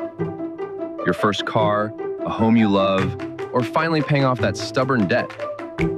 At Midwest Community Federal Credit Union, we're committed to helping you get there with better rates, smarter tools, and people who genuinely care about your future. Whatever your next step looks like, we're the destination for making it happen. Make your move at midwestcommunity.org today. Looking to freshen up your home this spring? Head to Direct Link for great savings all month long. Sleep better and save with 20% off puffy mattresses. Comfort delivered at a great price. Plus, save 15% on all floor model furniture with deals on styles for every room in your home. And May is Maytag month. Get 10% off any Maytag appliance, from kitchen upgrades to laundry essentials. Stop in today and save at Direct Link. Quality, comfort, and hometown service all in one place. I haven't seen him turn around yet. Jace Hemmelgarn is going to be the third Minster pitcher. He'll come in from right field. We just haven't seen who has moved to right field yet out there in his stead. It is a 6-0 lead. We're midway through this thing, and our mid-game update brought to you by the main stops of Northwest Ohio. Remember, your best stop is always a main stop. It's a combination storyline today. Kenneth Smeltzer's been terrific. He has scattered 4 hits today. The biggest threat for Minster, a first and second, nobody out, and then he retired the next 3 to get out of that inning. But Montpelier's bats have been the storyline today and taking advantage of most of their opportunities. Wesley Hartsock 3 for 3 with 2 runs scored. Griff Cooley has a single, also a couple of runs scored. They've squeezed in a pair of runs today, and they've taken advantage of walks and hit batsmen to build this 6-0 lead. Malachi Smeltzer rips one to left center field. That'll be a gap job and will roll all the way to the fence. Making the turn is Smeltzer, and it's a stand-up double for Malachi Smeltzer. His second hit of the game. He also has a pair of RBIs. I hadn't even gotten to Malachi Smeltzer yet. The squeeze for an RBI and the single that brought a run in. And now a leadoff double, and Montpelier has their 3rd extra base hit of this game. It'll bring Kenneth Smeltzer to the plate. That's your mid-game update brought to you by the main stops of Northwest Ohio. 79-cent drinks available every Thursday at the main stops of Northwest Ohio. Kenneth Smeltzer at the dish. Hemmelgarn checking Malachi Smeltzer at second. And a hit batsman again. That is the second time Kenneth Smeltzer's been plunked. 1, 2, 3, 4 hit batsmen on this game. And now another big-time scoring chance here. First and second, nobody out for Jackson Staler. He's been hit by a pitch and has an RBI. Squeezed a run in last time in his at-bat. It was a sac bunt, E1 in that, the pitch, and he's squared again. The bunt comes back to the mound. Hemmelgarn does just take the out, and a successful sacrifice bunt this time, completely, with no error committed there. Runners on second and third now for Hayden Sharps. Sharps walked his first time up, collected an RBI with the bases loaded, and struck out looking. Lipsick 6-0 over Edgerton after 5. Obviously in a 6-0 game here, and second and third and 1 out, infield all the way in, a couple steps on the grass. A swing and a miss by Sharps, 0-1.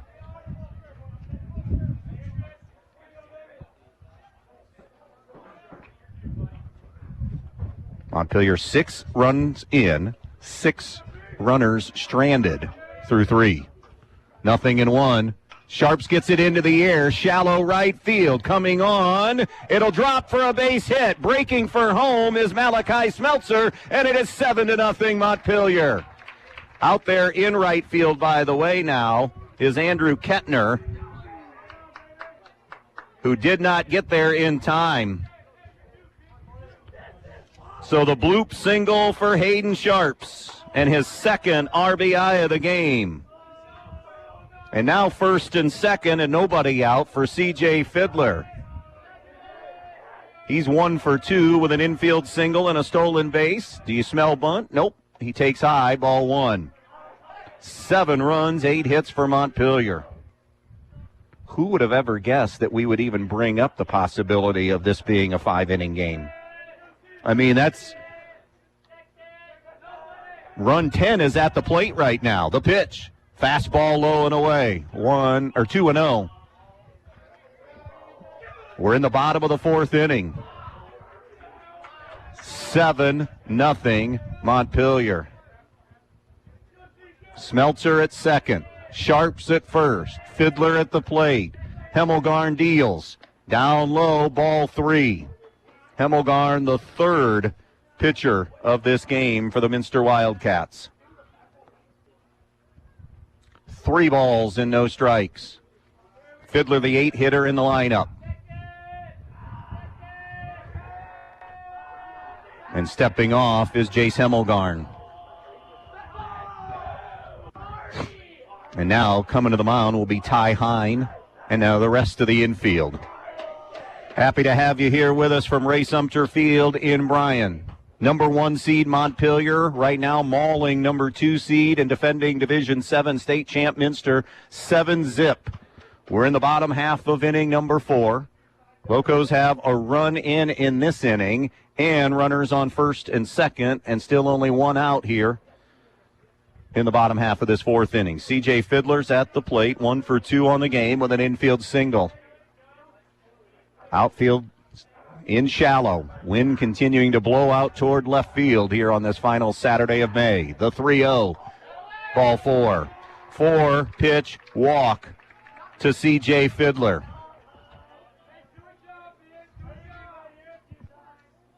So now bases are loaded for Braxton Henry. He's 0 for 2 officially in this game. Struck out his first time and then was trying to bunt his last time, get a bunt down, and popped it into the air to Keener at third. The pitch. Henry takes a strike. Unless there's an inning-ending double play, Wesley Hartsock is going to get to the plate for the 4th time in as many innings. He's on deck. Infield in. I mean, it's 7-0 now in the 4th. They got to cut runs down. The 0-1 coming up. Swung on, bounce foul. 0-2 on Braxton Henry. Bases full of Locos, leading at 7-0 on the Andres O'Neill and Lowe scoreboard. Trying to get back to the regional for the 3rd consecutive year. Advanced to the regional final last year for the first time since that state team of 2003. I see a few of those guys here in attendance today. Here's the 2-strike pitch coming from Hemmelgarn. 3-quarter delivery. It's a wild pitch. It's off the glove of Hine. Coming in to score, sliding is Kenneth Smeltzer. The other 2 will go to second and third. And it's 8-0 Montpelier. It's 1 ball and 2 strikes now on Braxton Henry. Talking with Montpelier coaches and officials, they really love their chances. Said, don't fall in love just because it's Minster and just because it's the MAC. It's not the same team. So they were good, but it's a far cry. Swing and a miss, strike 3 for Braxton Henry. Down on strikes for a second out. Infield can go back to normal distance now with 2 gone in the inning. But Minster has not figured out a way to get Wesley Hartsock out. He's 3 for 3 out of the leadoff spot with 2 runs scored. 8-0 Locos in the bottom of the 4th inning. There was no disrespect in talking with those Montpelier people to Minster. I mean, you play the MAC in anything, you always respect them. Always, always, always. The point was, this is not the same team that won the state title last year. A lot of youth. Outside, ball 1. So coming in, it was a confident Montpelier group that loved their chances. 3 in the first, 3 in the second, 2 in the fourth. I'd say that confidence, the word would be, is soaring now. 1-0 on Hartsock. The pitch. Swung on, fouled away. 1-1 now, the count.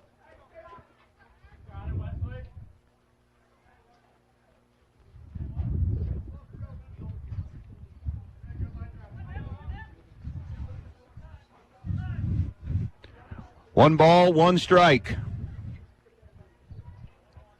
Lipsick still leads Edgerton 6-0 in that district final. Here's the 1-1 from Hemmelgarn. Curveball, strike 2. So a ball and 2 strikes on Wesley Hartsock. Locos have plated 2 in this one. They have second and third and 2 down. 1-2 count on Hartsock. About middle of the box. Hemmelgarn comes home. Swung on, and that will be fouled and out of play. We'll do it again at 1-2.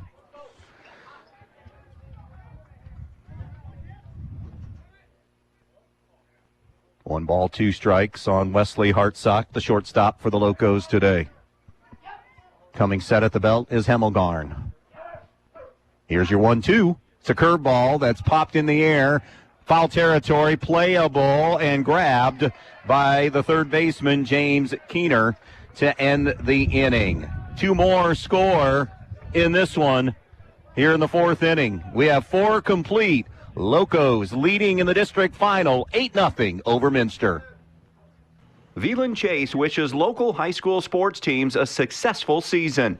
As one of the leading brass suppliers in the United States, Veland Chase manufactures brass rods, forgings, ingots, and water armor plumbing fittings at the 2 plants located in Holiday City. To learn more about products and job opportunities, visit brassjobs.com. Chase a brighter future with Veland Chase. Looking to upgrade your outdoor space? Bryan Home Center on West High Street in Bryan has you covered. Right now, enjoy beautiful, low-maintenance outdoor poly furniture built to last through every season. Choose from comfortable chairs, stylish seating, and complete dining sets perfect for patios, decks, and backyard gatherings. Even better, take advantage of 0% financing, making it easier than ever to bring home the outdoor comfort you've been wanting. Stop in today at Bryan Home Center and see what's new for your outdoor living space. Bryan Home Center, where quality and comfort come together. We head to the 5th inning and an 8-0 Montpelier lead in this one as they add 2 more to the total. Coming up now for the Minster Wildcats. This is in that 7 spot. Andrew Kettner.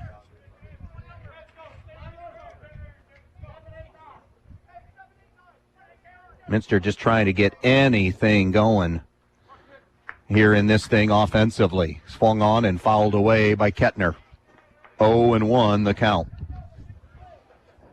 3 in the first, 3 in the second, 2 in the fourth for this Montpelier offense to build this 8-0 lead here in the 5th inning. 1 ball, 1 strike now on Kettner. He'll be followed by Andrew Wiss and John Inskeep.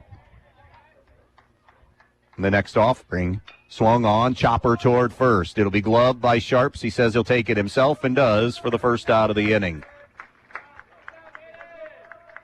3 unassisted. And now it's Andrew Wiss. Started this game on the mound, but Montpelier got to him and chased him early in the second.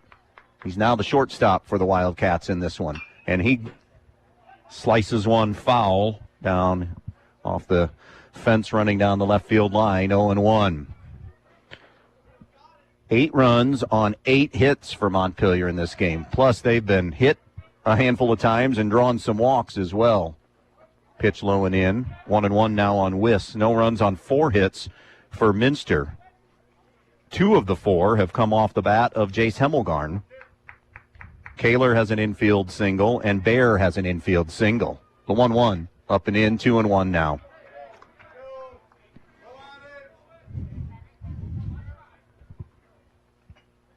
Winner to face Miller City or Macomb on Wednesday back at BG. Wiss swings and misses 2-2. 79 on that fastball. We've seen Smeltzer hit 84 today. It is 2-2. Swing and a miss, strike 3. Andrew Wiss down on strikes for a second time. Four strikeouts on the afternoon now for Smeltzer. John Inskeep, a strikeout victim his first time up. 2 down, bases empty. Breaking ball that's hit towards the hole on one hop. Hartsock has it. Fires across, and it's a 1, 2, 3, fifth inning. Middle of the fifth, Montpelier 8, Minster nothing. District championship game rolls on when we come back. Your home is the one place where everything should be perfect, including your air. Stark's Plumbing and Heating Services helps you achieve the perfect air you deserve with reliable, groundbreaking, award-winning Lennox products. Call Stark's Plumbing and Heating Services and see how soon you can get a Lennox home comfort system that'll help improve your health and your mood. It doesn't get any more perfect than that. Call us today at 1-800-329-4040 or visit us at starksphs.com. Miller's Body Shop on Whitaker Drive in Montpelier is the place to go for all your vehicle body work. Whether it's a new or old car, Miller's has been working for you for over 40 years, so you know it's a body shop you can trust. They offer a full-service body shop, auto service shop, along with used cars for sale as well. Stop by Miller's Body Shop and take a look at their used car lot, and if you're in need of some body work, give Miller's Body Shop in Montpelier a call today. Miller's Body Shop, wishing all the area athletes good luck in tonight's game. Back out here at Sumter in Bryan, it is 8-0. Montpelier with the lead as we move to the home half of inning number 5. 2, 3, and 4 coming up for Montpelier. Griffin Cooley, Zane Stahl, and Malachi Smeltzer. Again, this is a rematch of last year's regional championship game. Minster no-hitting Montpelier for a 3-0 win in that game on their way to a Division VII state championship. Montpelier now meeting them in the district final and in control of this thing from the get-go. They're trying to advance back to the regionals for a third consecutive year. Hemmelgarn, the third pitcher, rocks and fires, misses high for ball 1. You certainly could make the argument in case that we're in the midst of the golden age, maybe not the, but a distinct golden age as he pulls the string on Cooley for a strike, of Montpelier baseball, Montpelier athletics in general. Success breeds success. The 1-1 from Hemmelgarn, curveball outside, 2-1. And it is a core group that competes in these sports together. Hartsock, Cooley, Smeltzers, Fiddler, all a part of that regional final. Hammered towards center field, going back is going to be Dirksen, and gets there to make the grab. Out number 1, retiring Griff Cooley. First time this afternoon, the leadoff hitter in the inning has been retired. 1 down for Zane Stahl, 0 for 2 in this thing with a walk and a run scored. But it is indeed a group that has played a ton of huge games together. Breaking ball, Stahl was handcuffed, swings and misses. 0-1 on Zane Stahl, DHing for second baseman Cade Stewart. 0-1. The next offering, down and in, 1-1. There were many that watched this Montpelier group this year that thought, were they going to get enough offense generated as the season goes on? They knew the pitching was going to be there. Smoke down the left field line, but that will curl, well, not out of play, but not playable as it bounces off the side fencing here in foul ground, 1-2. No chance for Inskeep to go get that one.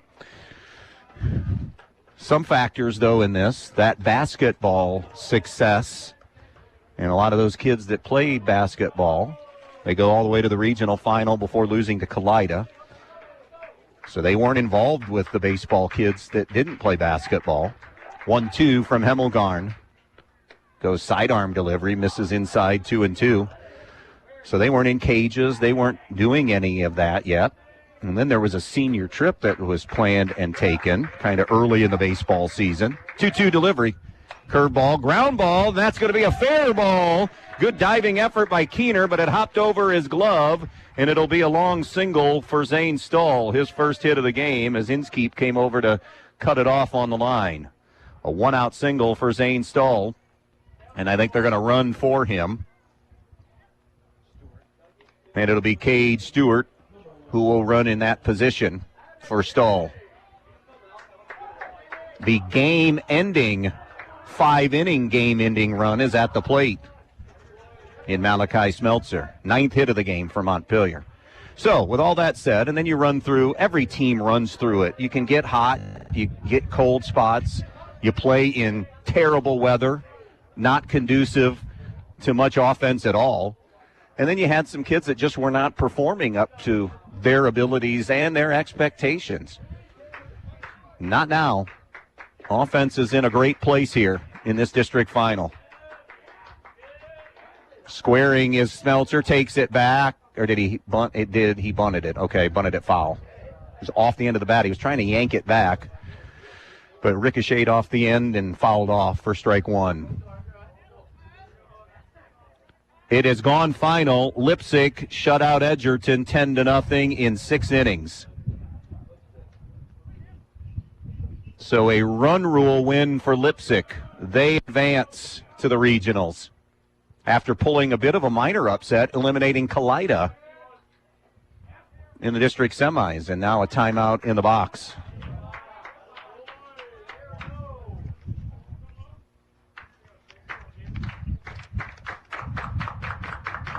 They get the early game, Leipzig does. The 2 o'clock game from BG on Wednesday. Here's the 0-1. We'll have to wait. The step off and throw over. It dives back safely. Sandusky Central Catholic and New Brigle will play today at 2 to determine that opponent. The winner of our game won't know their opponent till later today either. Miller City and Macomb scheduled to go at 2 o'clock. The 0-1. There goes Stewart, taken off. Straight steal. The throw down. Not in time.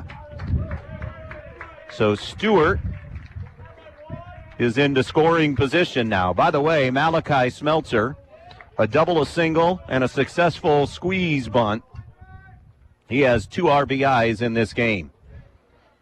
They had him down in the lineup a little bit as the season began, but settling into that cleanup spot now here. The 1-1. Curveball hammered towards center field, but right at Chase Dirksen, who had it well played, and that's out number 2.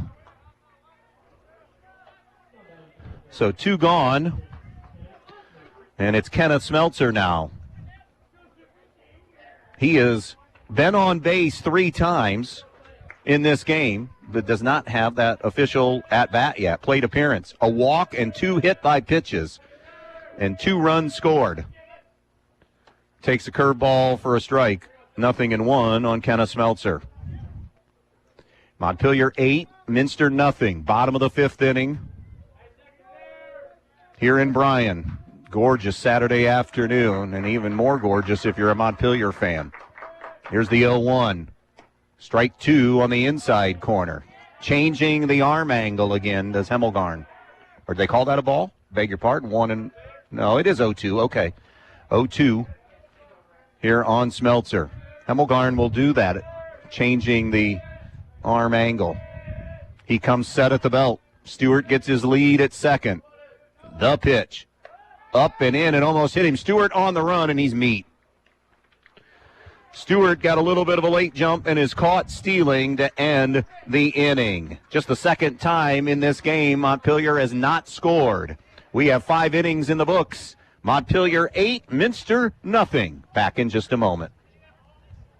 Black Swamp Equipment, with locations to serve you in Bryan, Archibald, Defiance, and Adrian, Michigan, is the place where you can get a variety of tools and outdoor power equipment. In fact, it's second to none. In the tri-state area, there isn't a friendlier or more knowledgeable staff than the one at Black Swamp Equipment. And they're happy to help you find the perfect tool to complete your job quickly, professionally, and economically. They are employee-owned and operated, and they take care of you in the best way possible. And they offer the best names in the business, like Grasshopper, available in the Archbold and Defiance location, Toro, Steel, Craft Tools, Miller Electric, Milwaukee, and so much more. Black Swamp Equipment, your one stop for all of your tools and equipment rentals. Locations again to serve you in Bryan, Archbold, Defiance, and Adrian, Michigan. The Thompson and Giese Funeral Homes of Montpelier and Pioneer take great pride in caring for families, and they'll work tirelessly to provide you with a beautiful, lasting tribute to your loved one. In addition to the services that are offered, you'll receive an online memorial that you can share with family and friends. They have a wide range of resources to support you, not only today, but in the weeks and months to come. The Thompson and Giese Funeral Homes of Montpelier and Pioneer saying good luck to the athletes in tonight's game. We go to the sixth inning, 8-0. All Montpelier leading Minster in this one. Kenneth Smeltzer digging into his sixth inning of work. And the first offering is a little bit outside. It was a held-off swing that time by Carson Kaler. He's the leadoff man for Minster. Hit by a pitch and an infield single for Kaler. Tries to bunt his way aboard and bunts it foul. 1-1 now on Kaler. He'll be followed by Ty Hine and James Keener. Hine is just hopeful that Kaler doesn't get on because Hine is thinking to himself, I've hit into 2 double plays and maybe in his head a little bit. He'd like to swing with nobody on probably at this point. The 1-1. Kaler goes the opposite way for a base hit. He's just a solid baseball player. Swings a good bat, plays a good first base, has his second hit of the game and the 5th hit of the game for Minster. And here comes Ty Hine. 4-6-3, 1-6-3 double plays that Hine has grounded into today. So Kaler with 2 hits and Hemmelgarn with 2 hits, covering 4 of the 5. Ball misses high from Smeltzer. 1 ball, no strikes on Ty Hine. Montpelier 8, Minster nothing, 6th inning of this district title game. That one missed outside with a fastball, 2-0.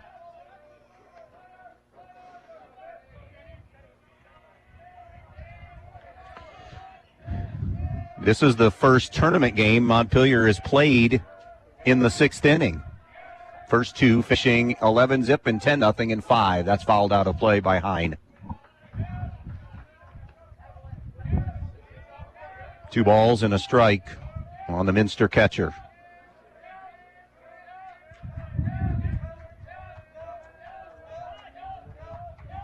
Smeltzer comes set at the belt. Here will be a step off, but no throw.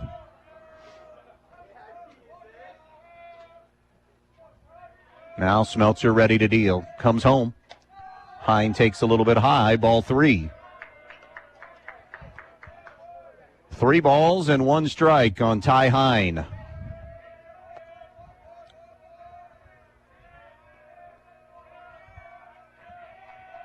The next one, ball 4. And the first 2 men aboard. This is something that we've only said once before in this game. Minster got first and second back in the second when Bear went infield single and Hemmelgarn went single. First and second and nobody out. Same situation here. And it's James Keener. Griff Cooley should be on alert. He's 0 for 2 with flyouts to Cooley in left, and now a wild pitch will advance the runners. And the first situation in this game, in second and third, is going to have a visit to the mound now from Toby Hutchison. As he's going to go out and I think just basically try to settle Kenneth Smeltzer here a little bit. We'll step out, take a quick break. 8-0 Montpelier, 6th inning. Second and third, nobody out for Minster when we come back. Freshen up your home before graduation parties and summertime fun with Clark and Kensington Paint from Donaldson's Ace Hardware on North Union Street in Bryan. Whether you're brightening up the inside or giving the outside a fresh new look, now's the perfect time to paint before the summer heat rolls in. Choose from beautiful colors, smooth finishes, and the quality you expect from Clark and Kensington. And don't forget the accessories, brushes, rollers, tape trays, and all the tools you need to get the job done right. Stop in today. Donaldson's Ace Hardware in Bryan, your helpful hardware place. So the mound visit is over. Second and third for Minster. James Keener is at the plate. A 1-0 count on him. A single from Kaler, a walk to Hine, and now it's 2-0 on James Keener. Long way back for Minster, but if you're a Minster fan, it has to start somewhere. From the windup on 2-0, the pitch swung on, and that will be hit foul and out of play down the left field line by the left-handed hitting Keener. 2-1 now.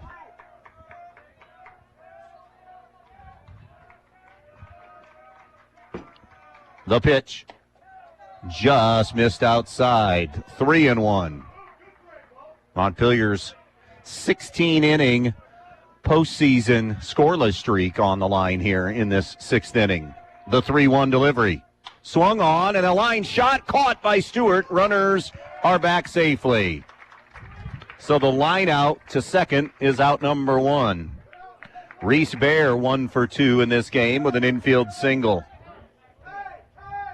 Montpelier is playing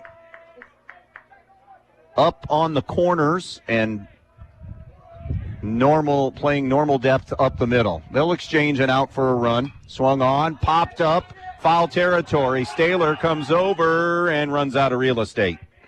0-1 now on Reese Bear, the left-handed hitting second baseman. We're in the sixth. Montpelier 8, Minster nothing. 9 hits on the game for Montpelier, 5 for Minster. This the district championship game for Division VII in the Northwest 1 district. The offering home, the slider, strike 2 to Bear. So 0-2 on Reese Bear. Smeltzer deals way up high, out of the glove of Malachi Smeltzer, and rolls to the fence, and there goes the scoreless streak as Kaler scores Minster's first run of the game and the first one that Montpelier has allowed in this postseason. It took the glove off the hand of Malachi Smeltzer, and then the ball dribbled away from the glove even, kind of up, if you're familiar with Sumter here at Bryan, up that walking path that leads you to home plate from the on-deck circle. And by the time he flipped to Kenneth Smeltzer, Carson Kaler had slid in. Hine is at third now. 1 out still in the inning, and a 1-2 count on Reese Bear. 8-1 now Minster. Montpelier leads Minster, and a swing and a miss for strike 3 on Keener. 2 gone now in the inning. 5th strikeout of the game for Kenneth Smeltzer. So with 2 outs, and the first pitch to Bear is outside, ball 1. Or check that, Hemmelgarn. That strikeout was just a Bear. Hemmelgarn 2 for 2 with singles, fouls it away. 1-1 now on Jace Hemmelgarn. Began the game in right field and then became eventually the third pitcher of the game for Minster.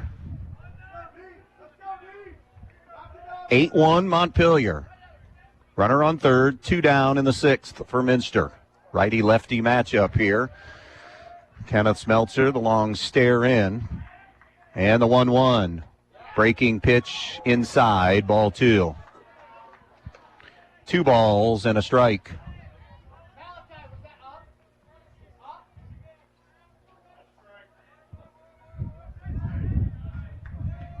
The 2-1 pitch. Swing and a miss, 2-2. Mike Wiss telling Chase Hemmelgarn to keep his head He was pointing to his nose. Keep his nose on it. Keep his head on it. He had yanked it there. The 2-2 delivery swung on and sliced into the dugout off the wall here. Good reflexes, boys, as that was coming flying, screaming into our press box with the windows open. We've already, the wind blew a picture off the wall here in the press box of the 75 state team at Bryan, of all teams, fouled away by Hemmelgarn. Bryan up here in their press box has all of their baseball trophies and team pictures. And earlier, the wind, it was in pregame, the wind knocked the 75 state title team off and the frame broke. Fouled away again by Hemmelgarn and out of play. And now we just had a screamer that bounced off of the wall and knocked a trophy down here in the booth. 6th inning, 8-1. Johnny, you're supposed to have that play. I'm next to the legend Johnny Fryman from the Village Reporter, and you got a glove, you got to make that catch. Here's the 2-2. Down in the dirt, good block by Malachi Smeltzer to keep the runner at third in Ty Hine. Full count now on Hemmelgarn. Number 5 hitter in the lineup. Locos 8, Minster 1 here in the 6th inning. The payoff swung on, and that's roped down the right field line. It is fair. Cut off by Braxton Henry, and Hemmelgarn is 3 for 3 as he drives in a run. It's the first extra base hit of the game for Minster. And now an 8-2 Montpelier lead. 2 down in the inning. Hayden Lynn, the DH. He's 0 for 2 in this game. A strikeout and a fly out to left. That was the 6th hit of the game for the Cats. Fastball inside, ball 1. Montpelier 3 in the first, 3 more in the second, and then 2 in the fourth. Minster just scored their first runs of the game here in this 6th inning. That one's club foul by Hayden Lynn, 1-1. Lynn DHing for center fielder Chase Dirksen. A ball and a strike now on Lynn. The pitch. Strike 2 delivered. Again, Smeltzer changing his arm angle just a bit, going to kind of a 3/4 delivery. 77 with a fastball. 1-2 the count now on Hayden Lynn. Smeltzer's 1-2. Swung on and fouled back. We'll do it again at a ball and 2 strikes.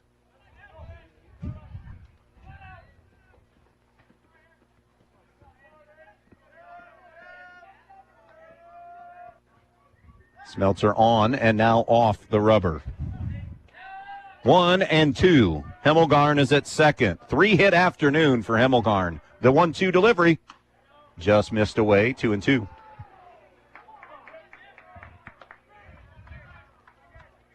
Winner to face either Miller City or Macomb in the regional semifinal on Wednesday. 2 balls, 2 strikes on Hayden with 2 down in the inning. The pitch. Called strike 3, and the inning is over. Minster does break through and are on the board. Middle of the 6th, Montpelier 8 and Minster 2. From Friday night lights to packed gymnasiums and early morning practices, area athletes show dedication, discipline, and teamwork every day. Those same values drive Camco Industries, proudly established in West Unity and built on respect, teamwork, and continuous improvement. At Camco, people come first because working together is what builds success on the job and in the community. To all the student athletes across our area, good luck this season. Play hard, play smart, and stay safe. Good luck to all the area athletes from Camco Industries, West Unity. Looking to upgrade your outdoor space? Bryan Home Center on West High Street in Bryan has you covered. Right now, enjoy beautiful, low-maintenance outdoor poly furniture built to last through every season. Choose from comfortable chairs, stylish seating, and complete dining sets perfect for patios, decks, and backyard gatherings. Even better, take advantage of 0% financing, making it easier than ever to bring home the outdoor comfort you've been wanting. Stop in today at Bryan Home Center and see what's new for your outdoor living space. Bryan Home Center, where quality and comfort come together.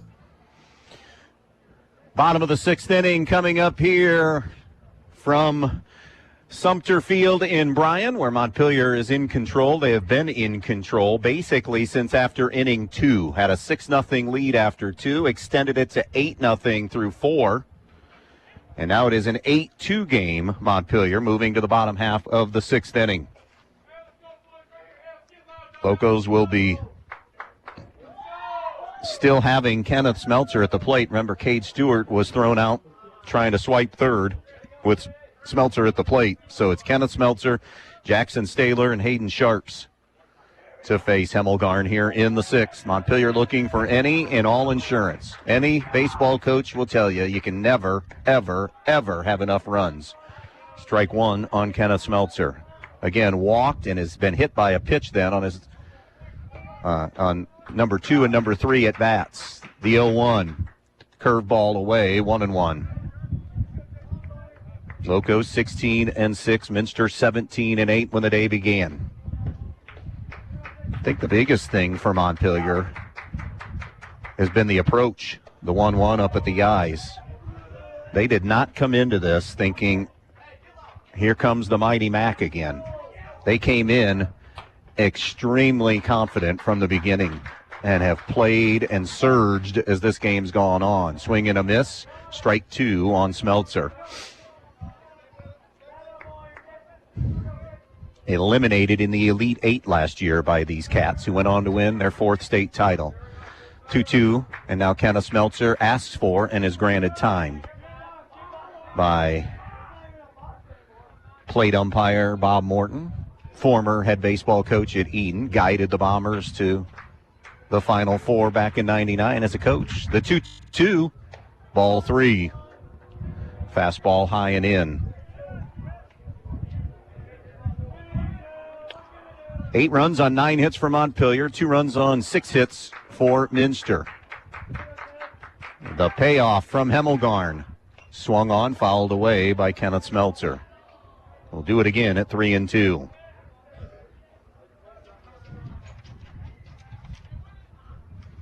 I think if you're talking game-changing moments today of this game, you're talking about Montpelier early, the 3-2, down low and away, ball 4. 2 walks and 2 hit batsmen today to get Smeltzer on board. That'll bump up your on base. Here's Jackson Staylor, hit by a pitch, collected an RBI there with the bases loaded. Squeezed a run in, and then has a sacrifice bunt as well to move runners over in this game. But those game changers were jumping on an Andrew Wiss who was teetering from the beginning, or was working behind, fell behind every batter he faced in an inning, and that was it. He didn't get it out in the 2nd inning. And no, turned into 3 runs in the 1st, 3 runs in the 2nd, and Montpelier was moving from, there goes Smeltzer, ball in the dirt, Hine with a throw down on one hop, and not in time. So Kenneth Smeltzer steals his first base of the afternoon.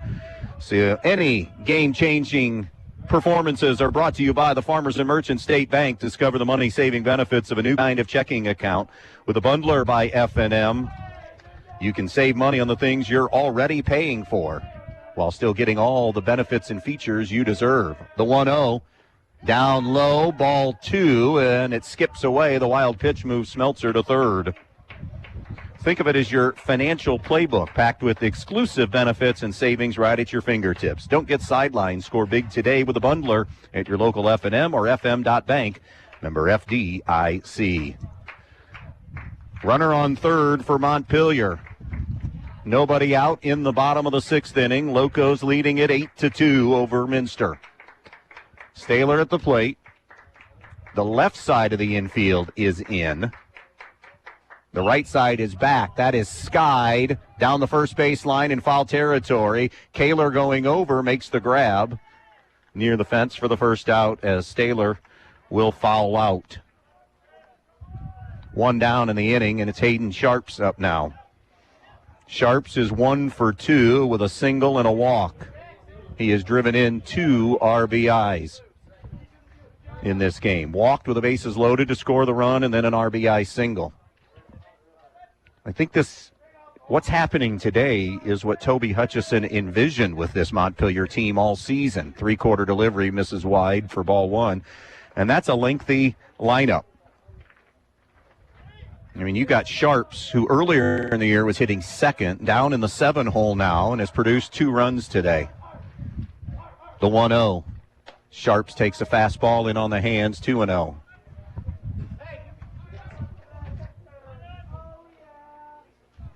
The questions from maybe mid to 3/4 of the season went from what's going on, what's wrong with the Montpelier offense. By the way, the infield all the way in now.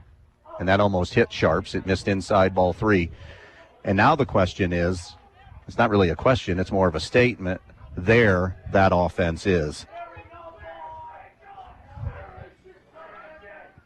3-0 on Hayden Sharps. The pitch. Called strike, taking all the way. Kenneth Smeltzer at third, 1 out. We're in the bottom of the 6th inning. Montpelier 3 outs away from a 3rd straight regional appearance in baseball. The 3-1, swing and a miss, 3-2.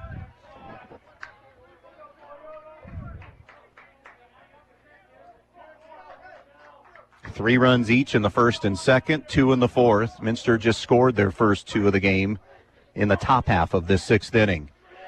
A payoff from Hemmelgarn. Upstairs, ball 4. And Sharps is on base for a 3rd time today. That'll pass the baton to C.J. Fiddler. Fiddler is struck out, has an infield single and a walk, so officially 1 for 2, and also a stolen base in there.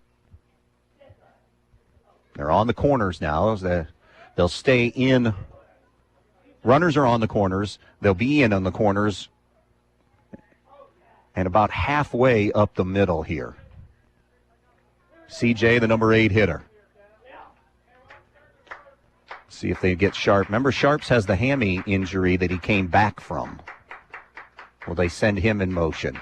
He is off and running. Pitch down low and a wild pitch and a good one to go on. 2nd and 3rd now and 1 out. Yeah, if you're just joining us, Hayden Sharps in the Eden BBC game on a stretch to record an out, pulled a hammy, and that hamstring kept him out a number of games. They were basically preserving him for the postseason. The 1-0, swung on, fouled back. When he came back, he played a few games at 3rd, and now says that it's comfortable enough, he's good enough that he can go back to play 1st and able to stretch on throws that maybe are coming from the hole or something to try to record an out. 1-1 count on C.J. Fiddler. 8-2 Montpelier, 2nd and 3rd, 1 out in the 6th. Curveball, strike 2. C.J. gave up on that one too soon. That's one you drive that front foot, keep that front shoulder in, and drive that one into left field. That's a curveball to hit. Here's the 1-2.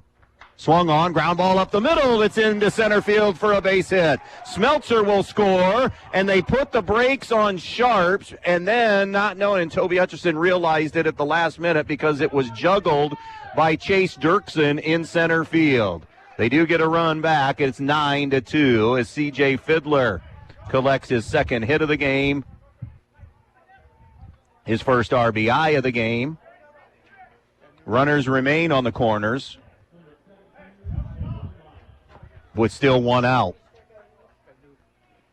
Oh, and a Jacob Lyons will pinch hit in the number 9 hole. So Lyons hitting for Henry with 1st and 3rd and 1 out. Fiddler creeping off of 1st. Sharps the runner at 3rd. Lyons squares, pulls it back. Throw is going to go all the way through and goes all the way into center field. Dirksen backing it up, guns it home, but not in time. Sharp scores to make it 10-2 Montpelier.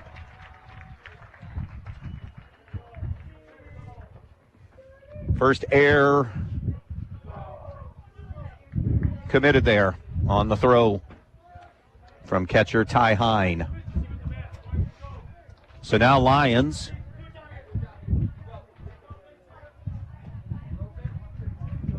I believe it was called a ball. I believe the count is 1-0.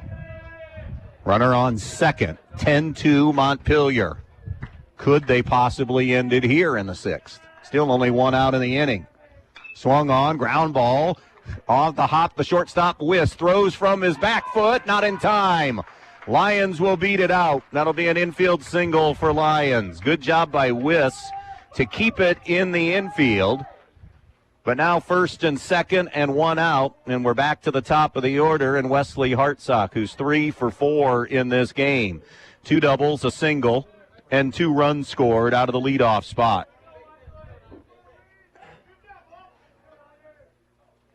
They should be underway in the Miller City-Macomb game. And we say that because the winner of this game, which it looks as if it's going to be Montpelier, will get Miller City or Macomb on Wednesday in the regional semis. Lipstick won 10-0 over Edgerton. That's in the other half of the bracket. 1-0 the count now on Hartsock. Second straight year Edgerton will fall in a district championship in baseball. Fastball pumped in there for a strike, 1-1. Wesley Hartsock wanted that one back. So congrats to Edgerton, 2 straight trips to district finals in baseball. Also, thanks to all the hard work of Mike Gillen, popped up in the air, shallow left center field. Dirksen runs in, and he can't make the grab. It's off his glove. The runners had to hold, and the throw is not in time at third. C.J. Fiddler's in under the tag. They have officially already scored that, a 12th hit. And a 4th hit of the game for Wesley Hartsock. Dirksen had a run in there and couldn't grab it. Runners had to hold. So now bases are loaded for Griffin Cooley. Cooley is singled, been hit by a pitch, grounded out, and flown out. He also has a pair of runs scored in this game and a stolen base. The pitch. Cooley takes one in the dirt, ball 1. Just to finish that Mike Gillen thought, for those of you who didn't know, he just finished off his 7th season as head coach and his final season. He'll be leaving Edgerton to get a little closer to home. He lives in Henry County and is going to be the new athletic director at Holgate. So we wish him well and thank him for all that he did in helping us prepare for Edgerton games the last 7 years. Good job as head coach there, too. The 1-0 fastball is there for strike 1. 1-1. Bases loaded, 1 out. 10-2 Montpelier. Righty against righty. Cooley at the plate. Hemmelgarn to the plate. Misses high, 2-1.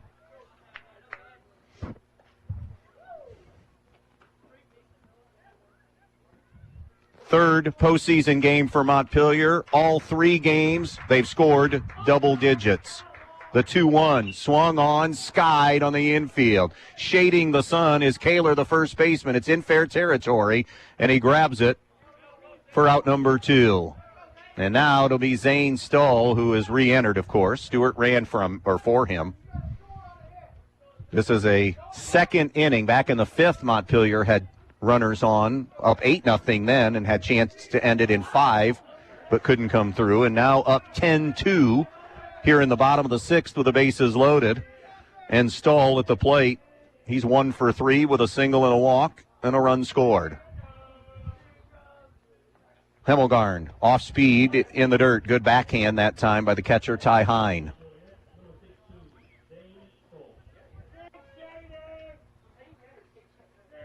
1-0 on Stull.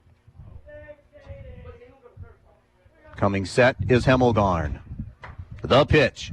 Swung on, fouled away.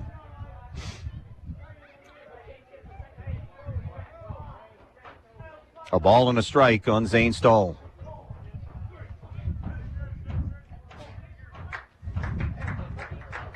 Settling in nicely in that DH role. He's played quite a bit of third base, especially with that injury to Sharps.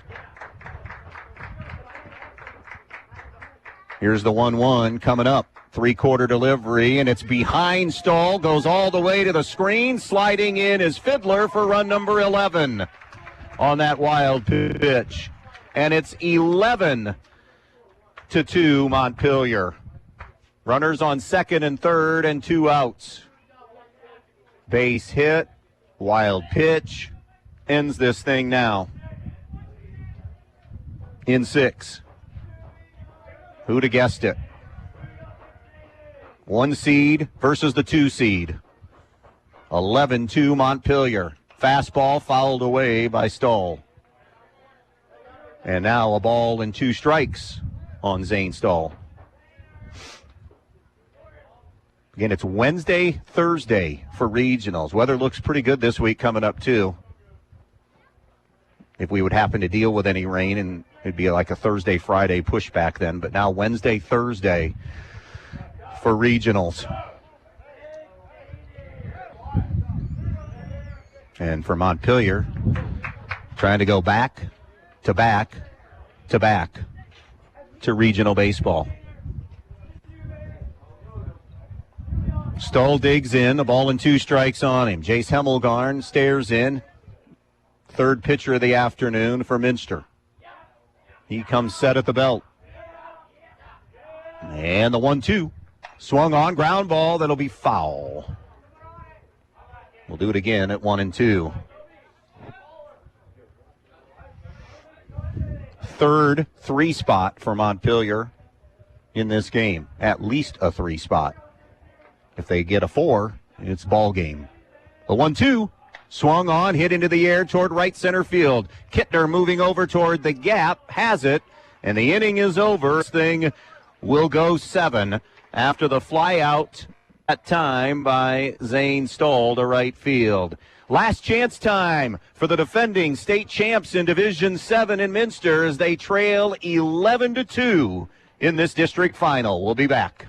Newcomers Schaefer, Spangler, and Brininger have served Northwest Ohio for over 120 years. They provide a full range of legal services, including real estate transactions, estate planning and trust administration, elder law, family law, business planning and litigation, personal injury, workers' comp, criminal and traffic defense, and more. Newcomers Schaefer, Spangler, and Brininger also supports the athletes in schools in Northwest Ohio and wish them the best of luck in this game. Peltz Lumber of Montpelier is here to serve you. Not only have they been offering the finest in building materials for generations, but they also have a website with over 80,000 items for you to browse right at your fingertips and in your own home. Just go to peltzlumber.com and hit the products button, and there it is. Tools, hardware, lumberyard and building materials, windows, doors, kitchen and bath. Check out all the items you need and the prices, and stop by the store in Montpelier or give them a call at 419-485-3059. Peltz Lumber, building for a new generation. Andy Brigle back with you here at Sumter Field in Bryan. An 11-2 Montpelier lead over the defending state champs in Division VII baseball. Last opportunity here for the Wildcats. It'll be the bottom third of their lineup due up here. Andrew Kettner, Andrew Wiss, and John Inskeep are the hitters due up as Kenneth Smeltzer goes for the complete game win here in the district final. Kettner coming in this game late has only 1 at-bat. Bounced out to Hayden Sharps, the first baseman, so he is 0 for 1. 3 in the first, 3 in the second, 2 in the fourth, 3 in the sixth for this suddenly red-hot Montpelier offense. 11 runs, 12 hits on the game. Strike 1 to Andrew Kettner. Smeltzer has scattered 6 Minster hits in this game. Half of them have come off the bat of Jace Hemmelgarn. Kettner with an 0-1 count on him. The pitch. A little bit outside, apparently, and maybe down, 1-1. Been an absolutely beautiful weather week. Great job by this staff at Bryan in hosting this tournament. That's a strike to Kettner.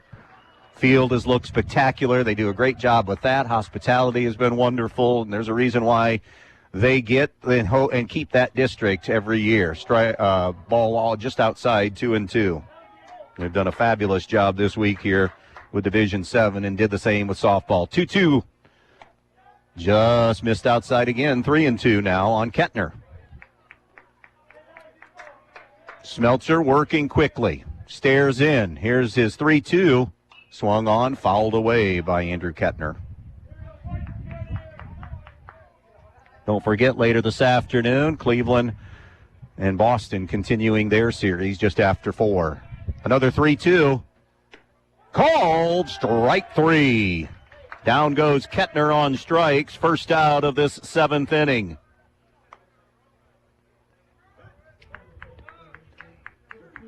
Seven punch-outs on the game now for the senior, Kenneth Smeltzer. Here's Andrew Wiss. He's been a strikeout victim twice, and he's down 0-1 as that fastball paints it black on the outside corner. 0-1 on Andrew Wiss. The 0-1 swung on, fouled away. 0-2 on Wiss. He was the starting pitcher in this game this afternoon that Montpelier chased in the second. 2 strikes on him now. Smeltzer's 0-2. Outside, ball 1. 1 ball, 2 strikes. The 1-2. Called strike 3, this time on the inside corner. And talk about finishing strong. Back-to-back strikeouts for Kenneth Smeltzer. And the Champs are down to their final out. John Inskeep 0 for 2 with a strikeout and a ground out. 2 down, bases empty. The pitch. Fastball away, ball 1. 11-2 Montpelier. The 1-0 pitch swung on and missed, a ball and a strike. They met in the regional final a season ago. Minster won behind the no-hitter 3-0. Swung and fouled away, and it's 1-2. And now Minster down to their final strike. Montpelier gleamed at the chance at another shot at the Champs. The 1-2, outside 2-2. Wanted a chance, a third opportunity with this group to maybe make a push to the Final Four. The 2-2 missed a little bit outside, 3-2. Smeltzer wanted that one. 3-2 on John Inskeep. The 3-2 swung on and missed, strike 3. Ball game is over. District championship is over. They say revenge is a dish best served cold. It's nothing but cold-blooded today for this Montpelier assault as they bury the defending state champs 11-2. Your final and a return trip to the Sweet 16. Final totals and much more from Brian when we come back on B-Rock 100.9. Are you looking to make a difference in your community? The Fraternal Order of Eagles, Erie 2233 in Bryan, with a membership of more than 1,600, are committed in the support of all area schools and charities, with annual donations totaling more than $200,000. We committed to being an organization defined by people helping people. Our Erie features live entertainment on weekends at a kitchen that is open to the public, with daily breakfast, lunch, and dinner specials, and Friday night fish fries starting every fall throughout the school year. If you're interested in being a part of an organization of people helping people, stop in and fill out a membership application today. We at the Fraternal Order of Eagles offer a one-time free first-year dues to all veterans, police, fire, and supporting first responders. For specific rules, stop in at 221 South Walnut Street in Bryan. To the listening audience on WBNO and WQCT, we say thank you and good luck to all area athletes in tonight's contest. Spring savings are happening now at DirectLink. Upgrade your sleep with 20% off puffy mattresses, designed for comfort you'll love night after night. Need new furniture? Save 15% off all floor model furniture and take home a great look for less. Plus, it's Maytag month, which means 10% off any Maytag appliance. Whether you're replacing the fridge, washer, or upgrading the kitchen, now it's time. Stop by DirectLink and take advantage of these May savings before they're gone. Newcomers Schaefer, Spangler, and Brininger have served Northwest Ohio for over 120 years. They provide a full range of legal services, including real estate transactions, estate planning and trust administration, elder law, family law, business planning and litigation, personal injury, workers' comp, criminal and traffic defense, and more. Newcomers Schaefer, Spangler, and Brininger also supports the athletes in schools in Northwest Ohio and wish them the best of luck in this game. Welcome back to Ray Sumter Field in Bryan, where the Montpelier Locos have moved on to their third straight regional, and they are still pumping here in the postseason as the Locos eliminate and do so in convincing fashion, burying the MAC representative here in D7, and that is the Minster Wildcats, the defending state champs. No contest in this thing. Montpelier was motivated.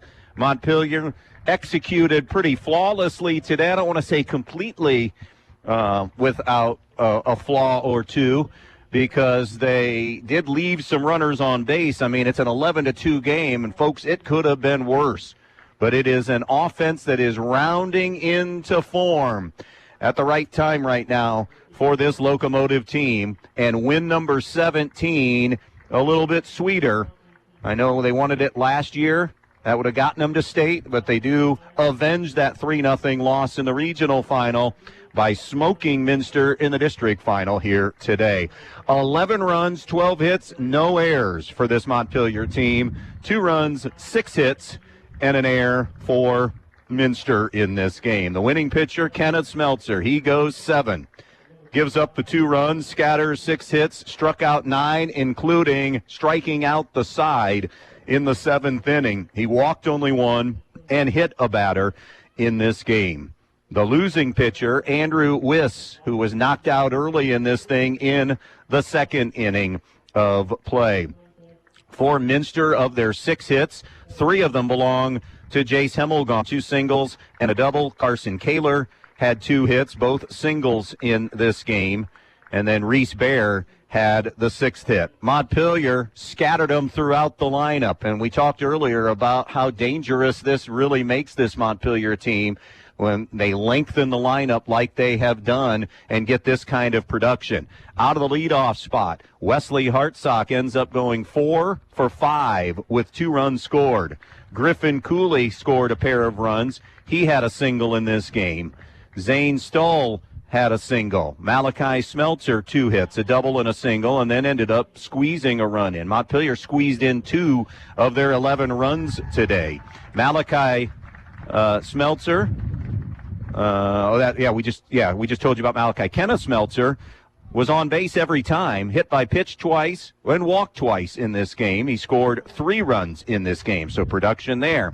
Jackson Staler was hit by a pitch once. Sacrifice bunted multiple times, including squeezing a run in. Hayden Sharps had an RBI single and an RBI walk with the bases loaded, and another walk in that game. He ended up scoring a run. C.J. Fiddler had 2 hits out of the 8-hole, had an RBI and a run scored as well. So all of it has added up to an impressive Montpelier District Championship win. With it, they are now 17-6. They have to await their opponent. It's either Miller City or Macomb. That game is now underway in a district championship game, and that is happening as we speak. They do know when they play and where they'll play. It's back to Carter Field in Bowling Green, Ohio, for a 5 o'clock game on Wednesday in the regional semis. Meanwhile, Leipzig knocked Edgerton out. That was at Patrick Henry, 10-0. Leipzig is through, and they're awaiting either Sandusky Central Catholic or New Riegel. That would be the early game coming up on Wednesday as of now. Well, tough call on our player of the game, but I'm going to go with Wesley Hartsock with a 4-hit afternoon in this one. I mean, you could pick anybody. The team is your player of the game and MVP today when you bang out 12 hits and score 11 runs against the defending Division VII state champs in Minster. And again, played confidently from the get-go and just were a very motivated group from the time they stepped into this facility here on this Saturday afternoon. Support for high school sports comes from Melissa Stockman and April Whitty at 130 North Main Street in Bryan. They are your Edward Jones financial advisors. For more information, visit edwardjones.com.